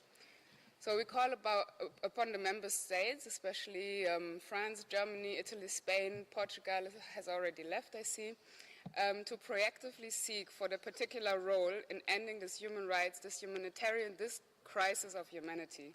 And we call upon the above-named countries to revisit their engagement, to introduce legal visa processes, and to make sure to include measures of monitoring and intervention that ensure the tackling and elimination of human trafficking, enslavement of, and violence towards African migrants on any part of the road from African countries to Europe. We underline that these efforts must be accompanied by a serious, fully committed, and in-depth tackling of anti-black racism in European countries and beyond, which already hold people of African descent at an increased risk of being exposed, exploited, brutalized, trafficked, murdered by state agents, by Afrophobic groups, by racist political parties, or by ordinary society members. We note and we underline that unpaid, coerced labor of refugees of African descent without the provision of the most basic needs such as food or water, kidnapping and forced prostitution take very well place in Europe. Thank you very much. We therefore demand national plans of action for people of African descent with a special consideration of PAD refugees to give this urgent matter the needed attention and to assure that anti-black racism does not lead to that being crossed off of the agenda again. We therefore call the UN to pressure the national governments, and we also invite the national governments that are present thank you to work on very the much. elimination. Thank you very much. Next on the list,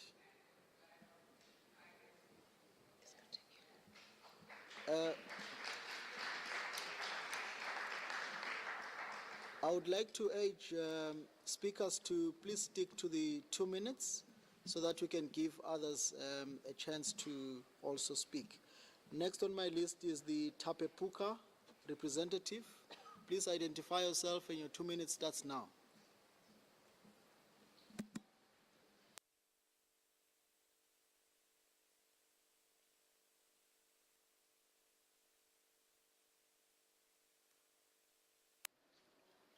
As the founder and manager of a charitable grassroots organization operational for the last 8 years in Northern England, I express my gratitude to the OHCHR for organizing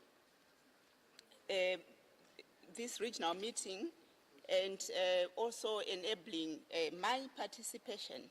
My name is Chawapua Faith Muverengwe, and Tapepuka means rewoken. It has got a story, it's got a meaning, and it was previously called African Women Support Project. Tapepuka is a member of ENA and IDVAT Coalition, and I'm an expert on Afrophobia, and I use Afri and Afro interchangeably, acknowledging concerns raised earlier. I'm a member of the ENA Steering Committee on Afrophobia. Tapepuka was first to organize and hold an inaugural planning and training IDVAT UK North event on 25th March 2017, which was opened by Councillor Jackie Spade. of Wakefield Metropolitan District Council.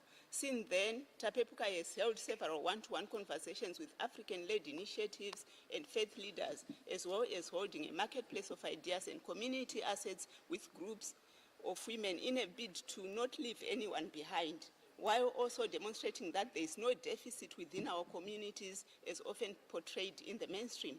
ITBAT is proving to be a very useful and timely framework for small non-governmental organizations with frontline experiences of systemic, structural, and institutional Afrophobic racism, discrimination, and exclusion, among other forms of intolerance.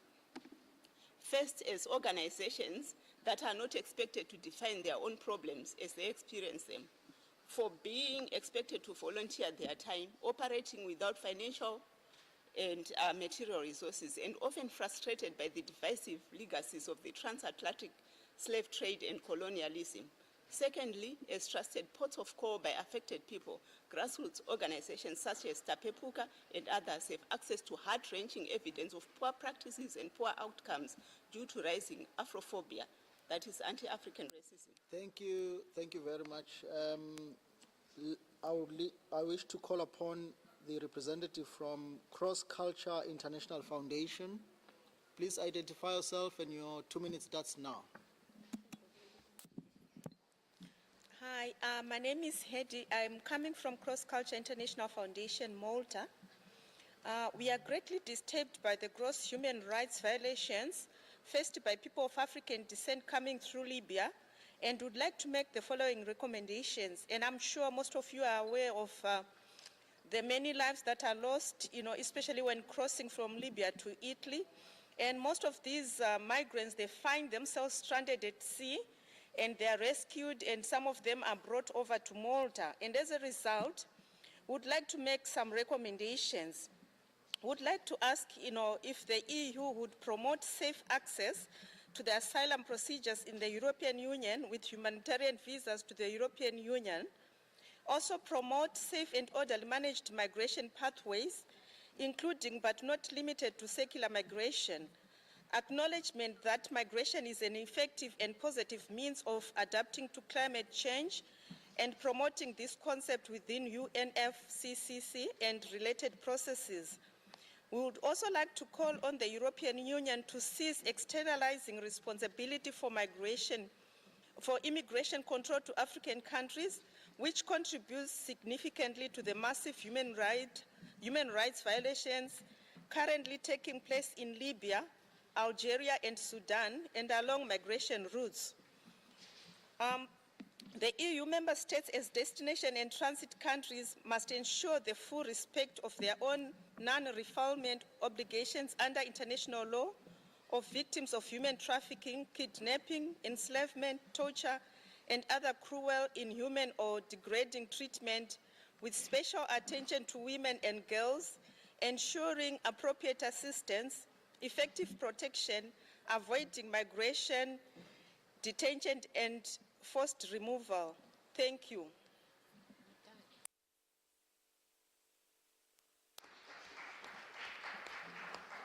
Next on my list is the SOS Racism. Please identify yourself, and your 2 minutes starts now. Merci à tout le monde.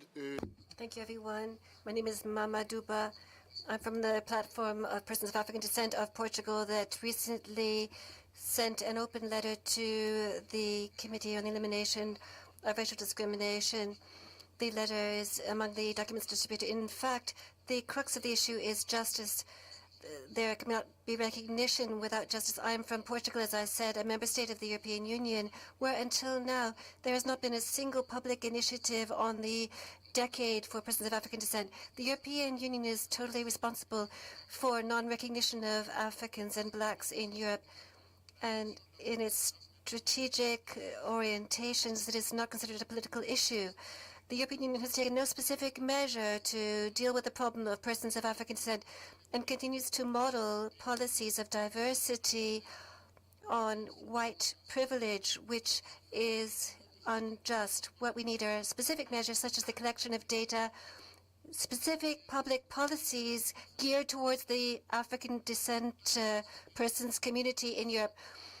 until Western powers realize that white privilege has been built on the marginalization of Africans, it will be difficult to do the justice that they deserve by those people. We need a permanent structure for persons of African descent that will continue beyond the decade, that will include civil society organizations for persons of African descent in the form of a standing forum for persons of African descent to allow for effective reparation where the beneficiaries would be thus in charge of their own fate. Thank you very much.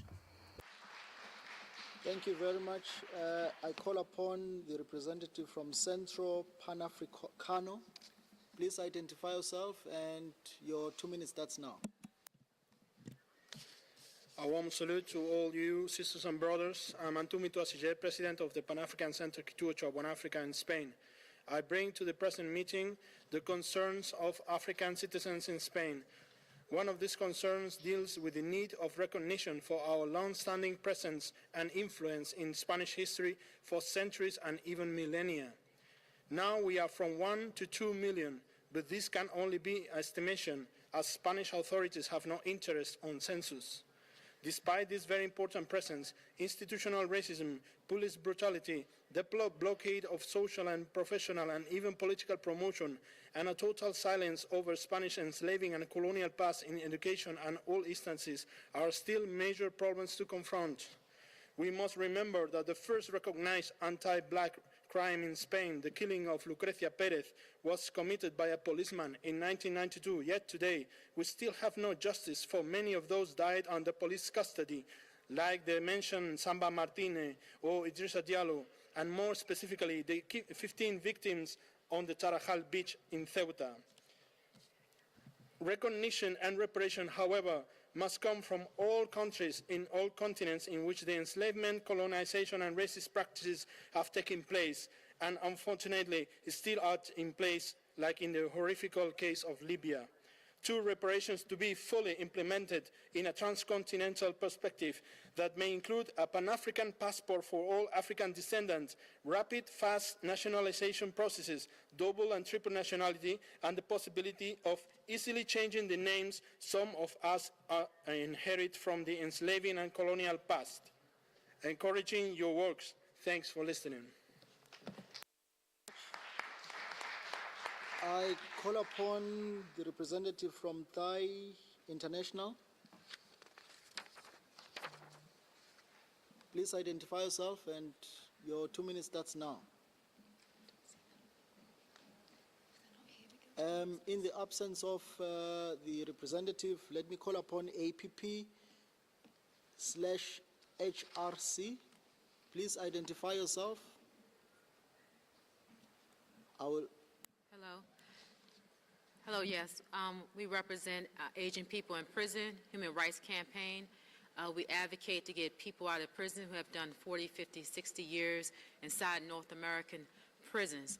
What we are finding, we are not just in the era of mass incarceration, but generational incarceration for people of African descent in North America.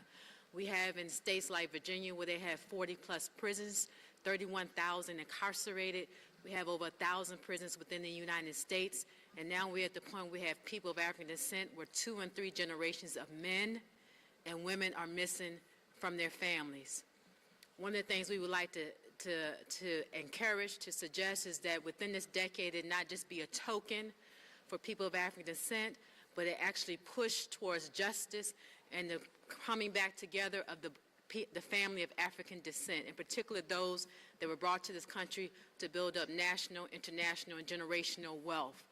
As a result of this, people of African descent in North America and across the globe have not been able to survive and to go towards their full genetic potential as a family. So we would like this to be pushed and like justice to be pushed for families of African descent within North America. And we were asking for the immediate release of those that have done these long decades within the prisons and to be returned to their families and returned to their children, because now we have generations of children that are growing up without parents. And so we have cities of trauma across the Americas, and it is plaguing us. Thank you for your time.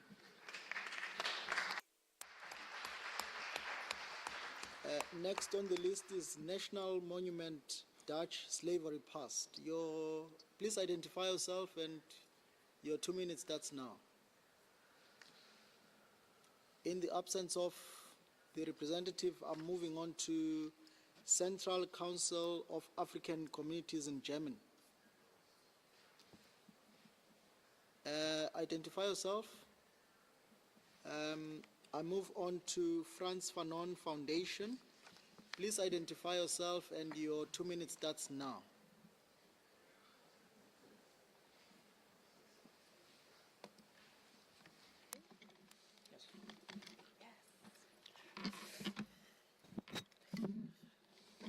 Merci beaucoup. Thank you very much. I would like to come back to the subject of the decade, and particularly since we're in the midst of this, to what has happened in Libya. Because if this is possible, it is because there has not been any reparation-based justice. This decade should be the time when we identify the tangible consequences of discoveries and conquests in their massive scale. They implied a collapse in approaches and a distortion of the very meaning of humanity. This is what the decade should address. These discoveries should be perceived as a metaphysical catastrophe lying at the heart of the transformation of ethics and part of the foundations of the modern approach. And modern societies were not only the worst heinous acts were committed against people, but the types of behavior used as aggression led to making war considered natural. This is what we see in terms of the slavery imposed on these young people. The process of the decade should help to identify elements in the colonial approach, to identify the material epistemological features which are visible on all levels, including the whole aspect of citizenship. It's not sufficient to think of actions for social movements and to gain the silence of African people. Rather, they should be given their voice to express their wishes, to touch others, to feel others, and to discover themselves and to open up a truly universal world. This decade should also be the time when we rethink the concept of mankind, humanity, and universality with a major legal reflection, because the history of humanity is based on a moment when millions of people were excluded from these concepts. So now we have to rethink these concepts by bringing on board and ensuring the participation of the people who have been excluded. This can only come from persons of African descent. We should also recognize that persons of African descent and Africans have skills. They are competent when it comes to talking about the law, about constitutions, about what is happening in prisons. And it is vital to take advantage of this competence because they are the prime victims and the prime experts in these fields. Thank you very much. At this point in time, I would like to call upon the United Friends and Family Campaigns. Please identify yourself and your 2 minutes starts now.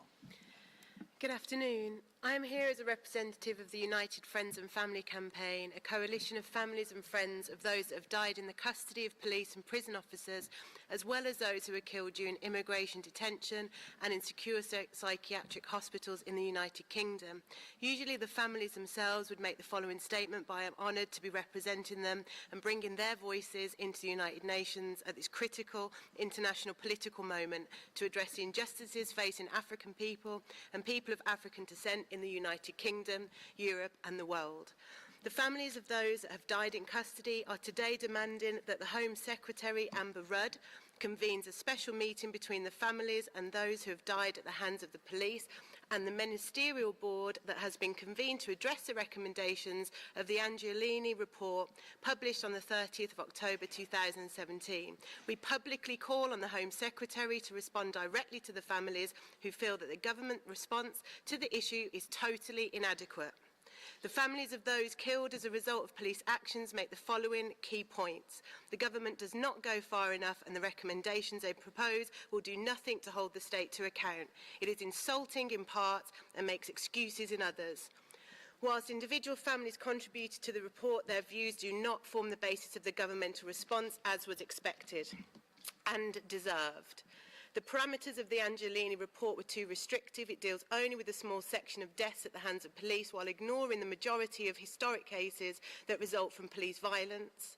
In general, we would say that the report and its findings are not worth the paper they are written on unless meaningful action is taken. This action looks like legal aid, reopening of historical cases, a new report that to include deaths in detention centres, hospitals and secure mental health units with the contribution of families and providing of long-term resources for families and friends and communities to heal from these traumas.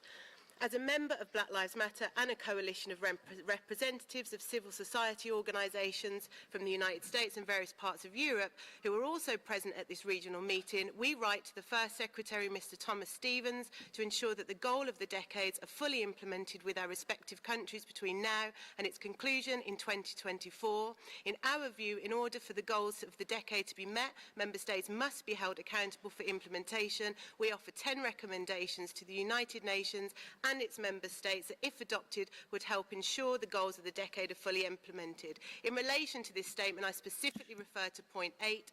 Member states should address racial profiling, police brutality, state-sanctioned violence, especially the deaths of individuals in and out of police custody, impunity and lack of equality and fairness before the law, especially as it affects people of African descent, by giving the working group of experts on people of African descent extra resources to receive I'll move on to the next speaker.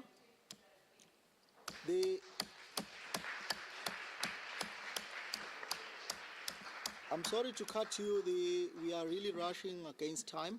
The next speaker on the list is Mouvement International pour les Réparations, France. Please identify yourself, and your 2 minutes starts now. In the absence of the representative, I'll call upon National Council of Churches, USA. Please identify yourself, and your 2 minutes starts now. As I move, all right. Yes. My name is Karen Georgia Thompson. I'm an ordained minister in the United Church of Christ, and I serve on the governing board for the National Council of Churches in the United States. The history of the commodification of African people, their enslavement, and the colonization of the African continent continues to be ignored as a systemic cause that impacts the current crisis facing African descendant communities globally. Across the world, there are individuals whose lives continue to be impacted by a legacy of racism and white supremacy. These notions of white supremacy have validated myths of the inferiority of African people and negated the humanity and freedom of our people for generations. Accompanying the history of white supremacy is a white Christianity that was used to bless slave ships, forcefully Christianize Africans, and provided a theological framework for slavery, Jim Crow, and apartheid. White privilege and white supremacy are on display, accompanied by Christian privilege and Christian supremacy marching in the streets of our cities, exhibiting a rabid nationalism. The National Council of Churches is composed of 38 member communions. The NCC made the clear decision to initiate a racial justice initiative that will sound a clarion call to the nation for a period of truth-telling that will impact the soul of the nation. A period of truth-telling will be launched on April 4th, 2018 on the National Mall in Washington, D.C. This event will be the entry point to critically examining the historic unwellness caused by racism, as well as the role of the church in the exploitation of Black lives and in the ongoing silence that demonstrates a historic complicity. The goal is a process of truth-telling that will lead to a long-term change and the dismantling of institutional racism. Silence is violence. our churches and faith communities must be more involved in concrete actions that will result in changes in the government, organizations, and institutions. Thank you very much. Thank you. I will now call upon the Comité d'Observatoire des Droits de l'Homme. Please identify yourself, and your 2 minutes starts now.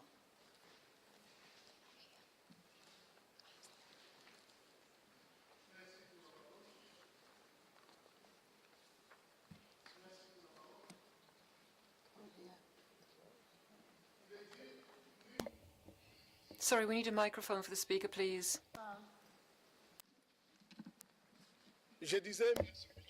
Well, I was thanking you for giving me the floor. Nobody is above the law. In the name of peace, tranquility, and development, all these values mean that we need to focus on justice. I wanted to talk about injustice perpetrated against migrants coming from Africa. But I think it's very important that we also talk about our own African states, where there is torture,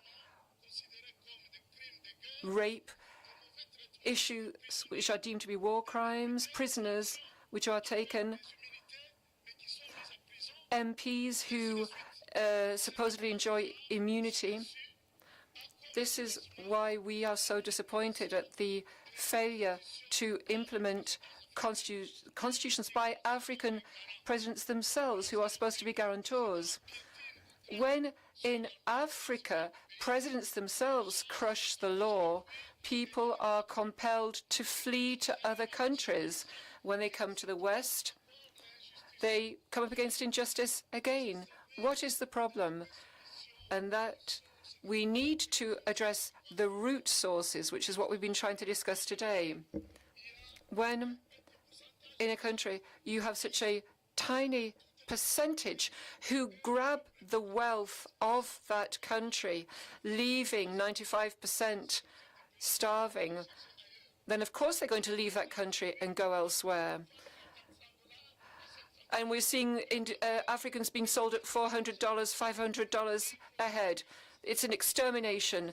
And it's vital that the UN, the EU, and other international organizations address the real root problem. Of course, we keep saying this isn't working, there are too many immigrants and migrants, but let's address the root causes. The root causes, the African presidents themselves. And I think that's where we need to tell them that they have to do their work. They have to respect their own constitution rather than trampling on the rights of their own people. Thank you very much. Thank you, Monsieur. I'll call upon the representative from Vier-Voiles. Please identify yourself, and your 2 minutes starts now.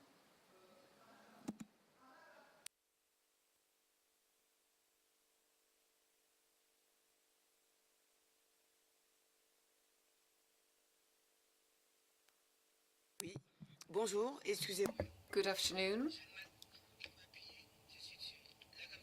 Yes, we can hear the speaker fine. I do apologize. I wasn't expecting to be the next speaker. Thank you for giving the floor. I'm from France. I'm here representing dozens of families in France who are victims of police violence and police crime, and particularly police impunity. French judges for decades now systematically are basically giving their law enforcement forces a right to kill, basically. Very often victims complain, but systematically there are acquittals. I'll try to briefly tell you the story of my brother. In 2007, he was killed by 8 policemen. He was pushed to the ground, beaten, but for 30 minutes, 8 against him. He vomited and then choked on his own vomit because of the pressure that was exercised on him. There was scientific examinations carried out, but the judge quashed this. Then there was an appeal. The appeal was quashed. We are now moving towards the European Court of Human Rights. My brother's case is not a unique one. There were 19 other individuals who have been killed by the law enforcement officers. None of them were armed. So you can't say it was self-defense. None of these family members have obtained reparation. This is a criminal system. It is the state that is discriminating at the highest possible level. What can you do when you're dealing with a racist state which kills our sisters and brothers every year, every month, and nothing happens? Massar Day is one of the most recent victims in France. Massar is now in a coma. It happened on the 9th of November last. We are trying to carry out a campaign nationally to have a forced prohibition of certain techniques, particularly the sort of strangulation techniques and restraining techniques which are used in France, Germany, Belgium, and in some American states.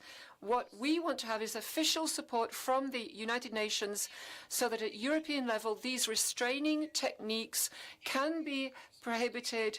And I have to say, they are only perpetrated against our people. Thank you. Thank you very much for that.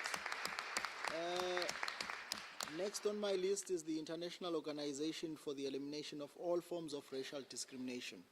Please identify yourself, and your 2 minutes starts now. Thank you, Chairperson. This is a joint statement by Geneva International Center for Justice and EFORD. The current situation of racial discrimination in Europe and the North American region is especially worrying as there is a rise in racism, discrimination, and hate speech among people in the government and people of influence. Worse still, these illegal acts are rarely condemned and the perpetrators often enjoy impunity. In recent years, the media has been used as a platform to vilify people of African descent, and further such vilification has garnered more and more support, particularly due to misinformation, disinformation, and outright false information. The results of such acts lead to an escalation of the severity and spread of other human rights abuses and further perpetuate stereotypes and negative perceptions of Africans and Africa in general. Age-old ideas that have been confirmed false are resurfacing without any accountability. In light of this situation, we call on states to address and condemn this rise of hate speech, especially within the government and people of influence, and hold all those accountable.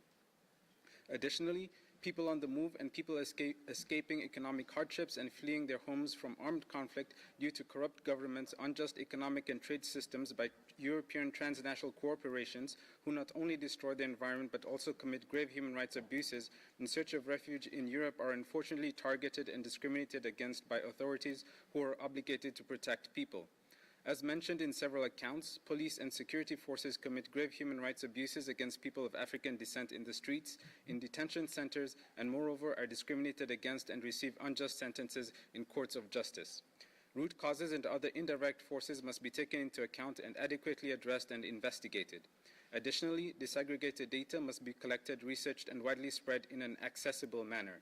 In order to achieve justice, education must be brought to migration and detention offices, police and security forces, as well as lawyers and the justice system. Such recommendations and best practices can be found in the Durban Declaration and Program of Action, which we recommend all states to adopt and implement. In conclusion, we ask what measures are being taken by the European region to address these issues and to integrate the work and input from civil society. Thank you. Thank you very much. I now call upon ISD, Initiative Schwarze, Menschen in Deutschland. Please identify yourself, and your 2 minutes starts now. Okay, in the absence of the representative, let me move on to each one, teach one. Representative, identify yourself. All right. Last on my list is the coalition of 18 civil society organizations. Please identify yourself, and your 2 minutes starts now. Thank you, Mr. Chair. Good afternoon, everybody. My name is Michael McEachran. I'm a member of the International Coalition of 18 civil society organizations here at this regional meeting from Europe and the US. We have submitted a list of 10 recommendations for participants of this meeting and its outcome document. Allow me here to highlight one of these recommendations. However, first, let us not forget that equality of dignity and rights and non-discrimination are fundamental human rights that underpin the Universal Declaration of Human Rights and all other binding international human rights treaties, and furthermore, that it is no coincidence that race is the first ground of discrimination in Article 2 of the Universal Declaration, and that there are more universal human rights instruments on race than any other ground of discrimination. Recognizing this, along with the global situation of people of African descent, it is fair to say that the very integrity of universal human rights depend on the promotion and full respect of human rights of people of African descent by member states and the UN. This brings me to the United Nations Declaration on the Promotion and Full Respect of Human Rights of People of African Descent, which the Human Rights Council has decided will become a reality. We, the members of the International Coalition here today, recommend that this declaration include Africans in addition to people of African descent, and therefore be renamed the United Nations Declaration on the Promotion and Full Respect of Human Rights of African Peoples, or in the words of the Durban Declaration and Programme of Action, Africans and people of African descent. The reasons for this are that anti-black racism or Afrophobia is global in scope, and in general, racial discrimination against people of African descent and Africans cannot be meaningfully separated. An example of this is the humanitarian disaster that currently is taking place in and around the Mediterranean that particularly affect African migrants, and the discrimination across the European Union that affect Africans as well as people of African descent. At large, people of African descent and Africans share similar histories of racial discrimination and stereotyping, violation of human rights, colonialism, and brute exploitation, and continue to suffer from their continued legacies. Thank you. Thank you very much. That concludes the list before me. At this point in time, I would like to hand back to the panelists in reverse order. I would kindly request you to comment or react to what you have heard in 2 minutes. We only have 10 minutes to our closing. So, Dr. Rebecca Delso. Thank you. I would just like to thank everyone for sharing their experiences. It's interesting to see how widespread the experience of racial profiling is all across Europe and other parts of the world. And I'd like to re-emphasize the need for ethnic data collected by law enforcement and disaggregated by race, so that we're able to address patterns of discrimination in policing, and that police managers are then able to hold the police to account. So thanks very much, everyone, for sharing your experiences.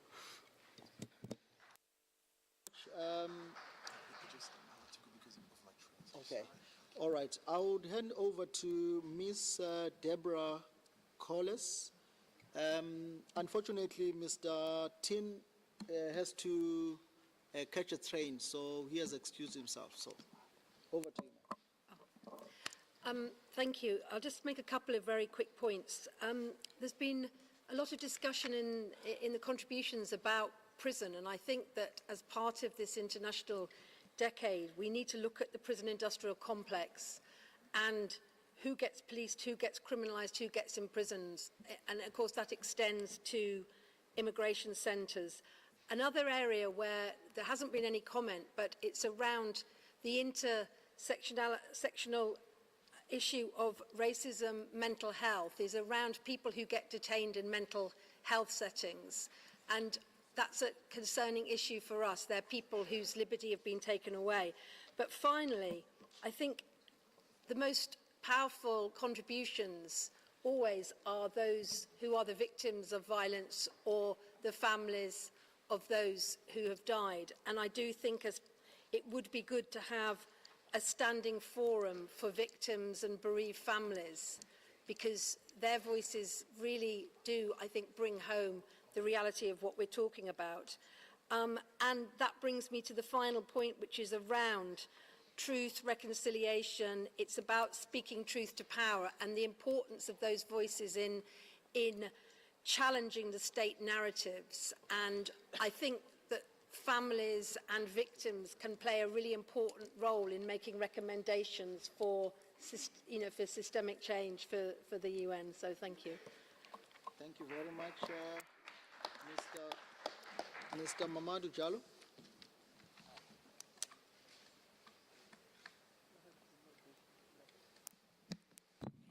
Okay, thank you very much for all the interventions. I think they're very interesting. One thing that I think is very clear is that something needs to be done. I think everybody has been saying that something needs to be done. We've had a lot of stories and narratives about injustices that black people are facing.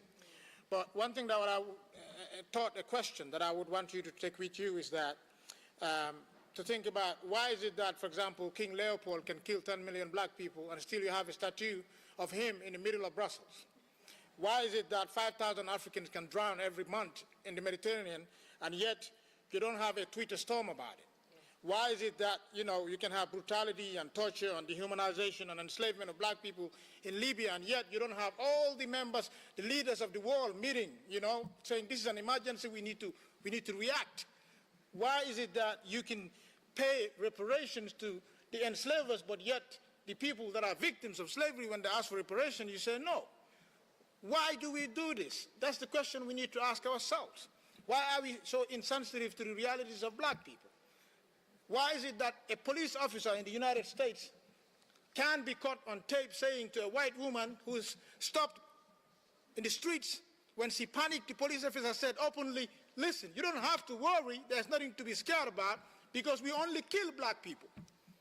Why is that acceptable for the leaders of the world? And we all see this, but yet we remain quiet and silent. The world is a dangerous place, as it is said, but not because of those who do evil stuff, but because of those who look on and do nothing. Let us not be those people. So I challenge you all that are here, both civil society and member states, to go back and make sure you do something. Thank you. Ms. Sushoka.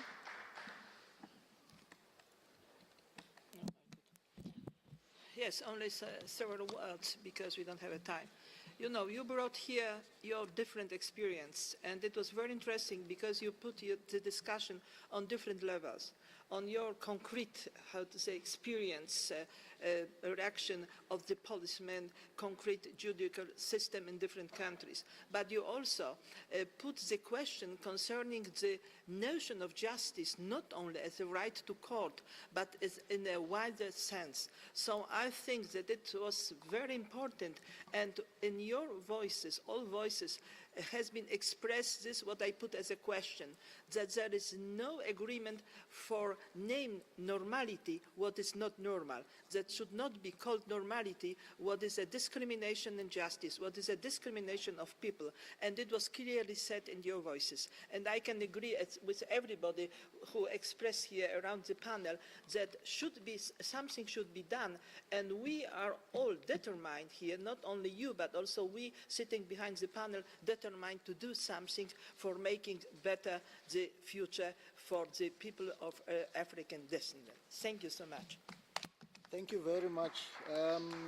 I'll just make two announcements before I hand over to Gay McDougall, and then later on I'll hand over to Ambassador Stevens, who is the chairperson of this meeting.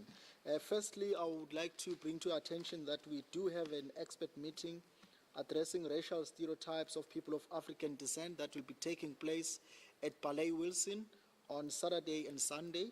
And for those who might be interested in attending, please register with Christina on my left-hand side. And then I think what is also important is let's continue with the Twitter storm on African descent, and so that people can know what is happening in Geneva. On that note, let me hand over to McDougall to talk about some of the statements that you have made. Thank you very much. Thank you, Chair. I just want to say that today has been a day of really rich and impassioned statements and information that otherwise you don't hear in these elite halls of norm making. I don't want your words to dissipate in the breeze. So I'm inviting all of you to please bring your pieces of paper to me so that I can put them in the record of this meeting. Bring your statements, even if they're not well and beautifully written, it will enable me to capture more, maybe all, of what we've heard today, which has been unusual. It's been impassioned, and it needs to be recorded. Thank you. Just to give you the, for those who are technologically savvy, the email address is decade@ohchr.org. Those statements can also be sent to that email address. And on that note, I would like to hand over to Ambassador Stevens. Because of time constraints, let me once again thank the panelists and hand over to Her Excellency. Thank you.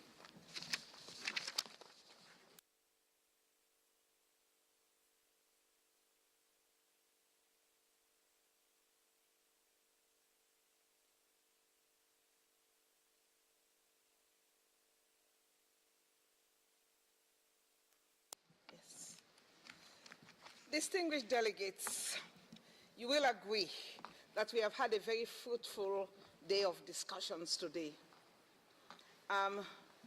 It is important that, and as I said, the rapporteur has told you that we try to capture what we have heard today so that we do not lose anything. So please send your statements, your written statements, to the rapporteur, to OHCHR, and we'll make sure that it is given due attention.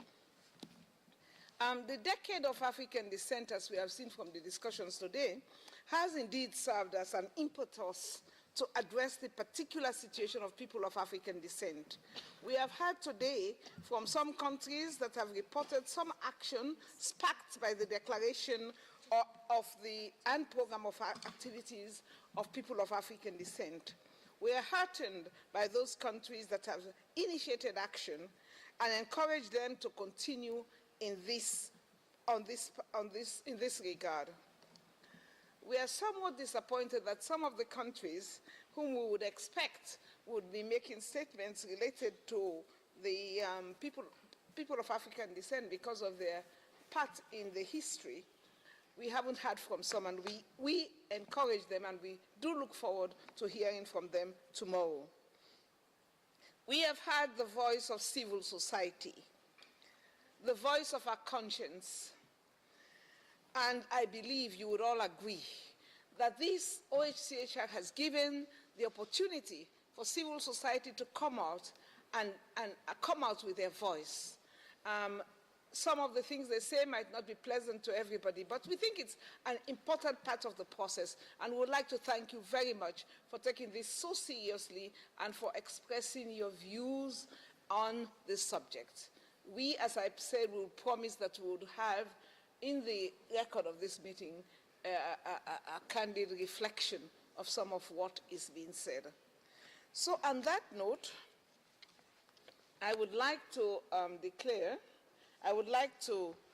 inform that tomorrow we will reconvene in this room at 10 o'clock in the morning. We will continue the statements on justice. We would also, after that, quickly go through the remaining speakers on the panel on recognition, after which we would go on to the panel on development. I think we have all worked hard today. I wish you all a pleasant evening, and I would like at this point to declare this meeting adjourned. Unless OHCHR no comment? No. So the meeting is hereby adjourned.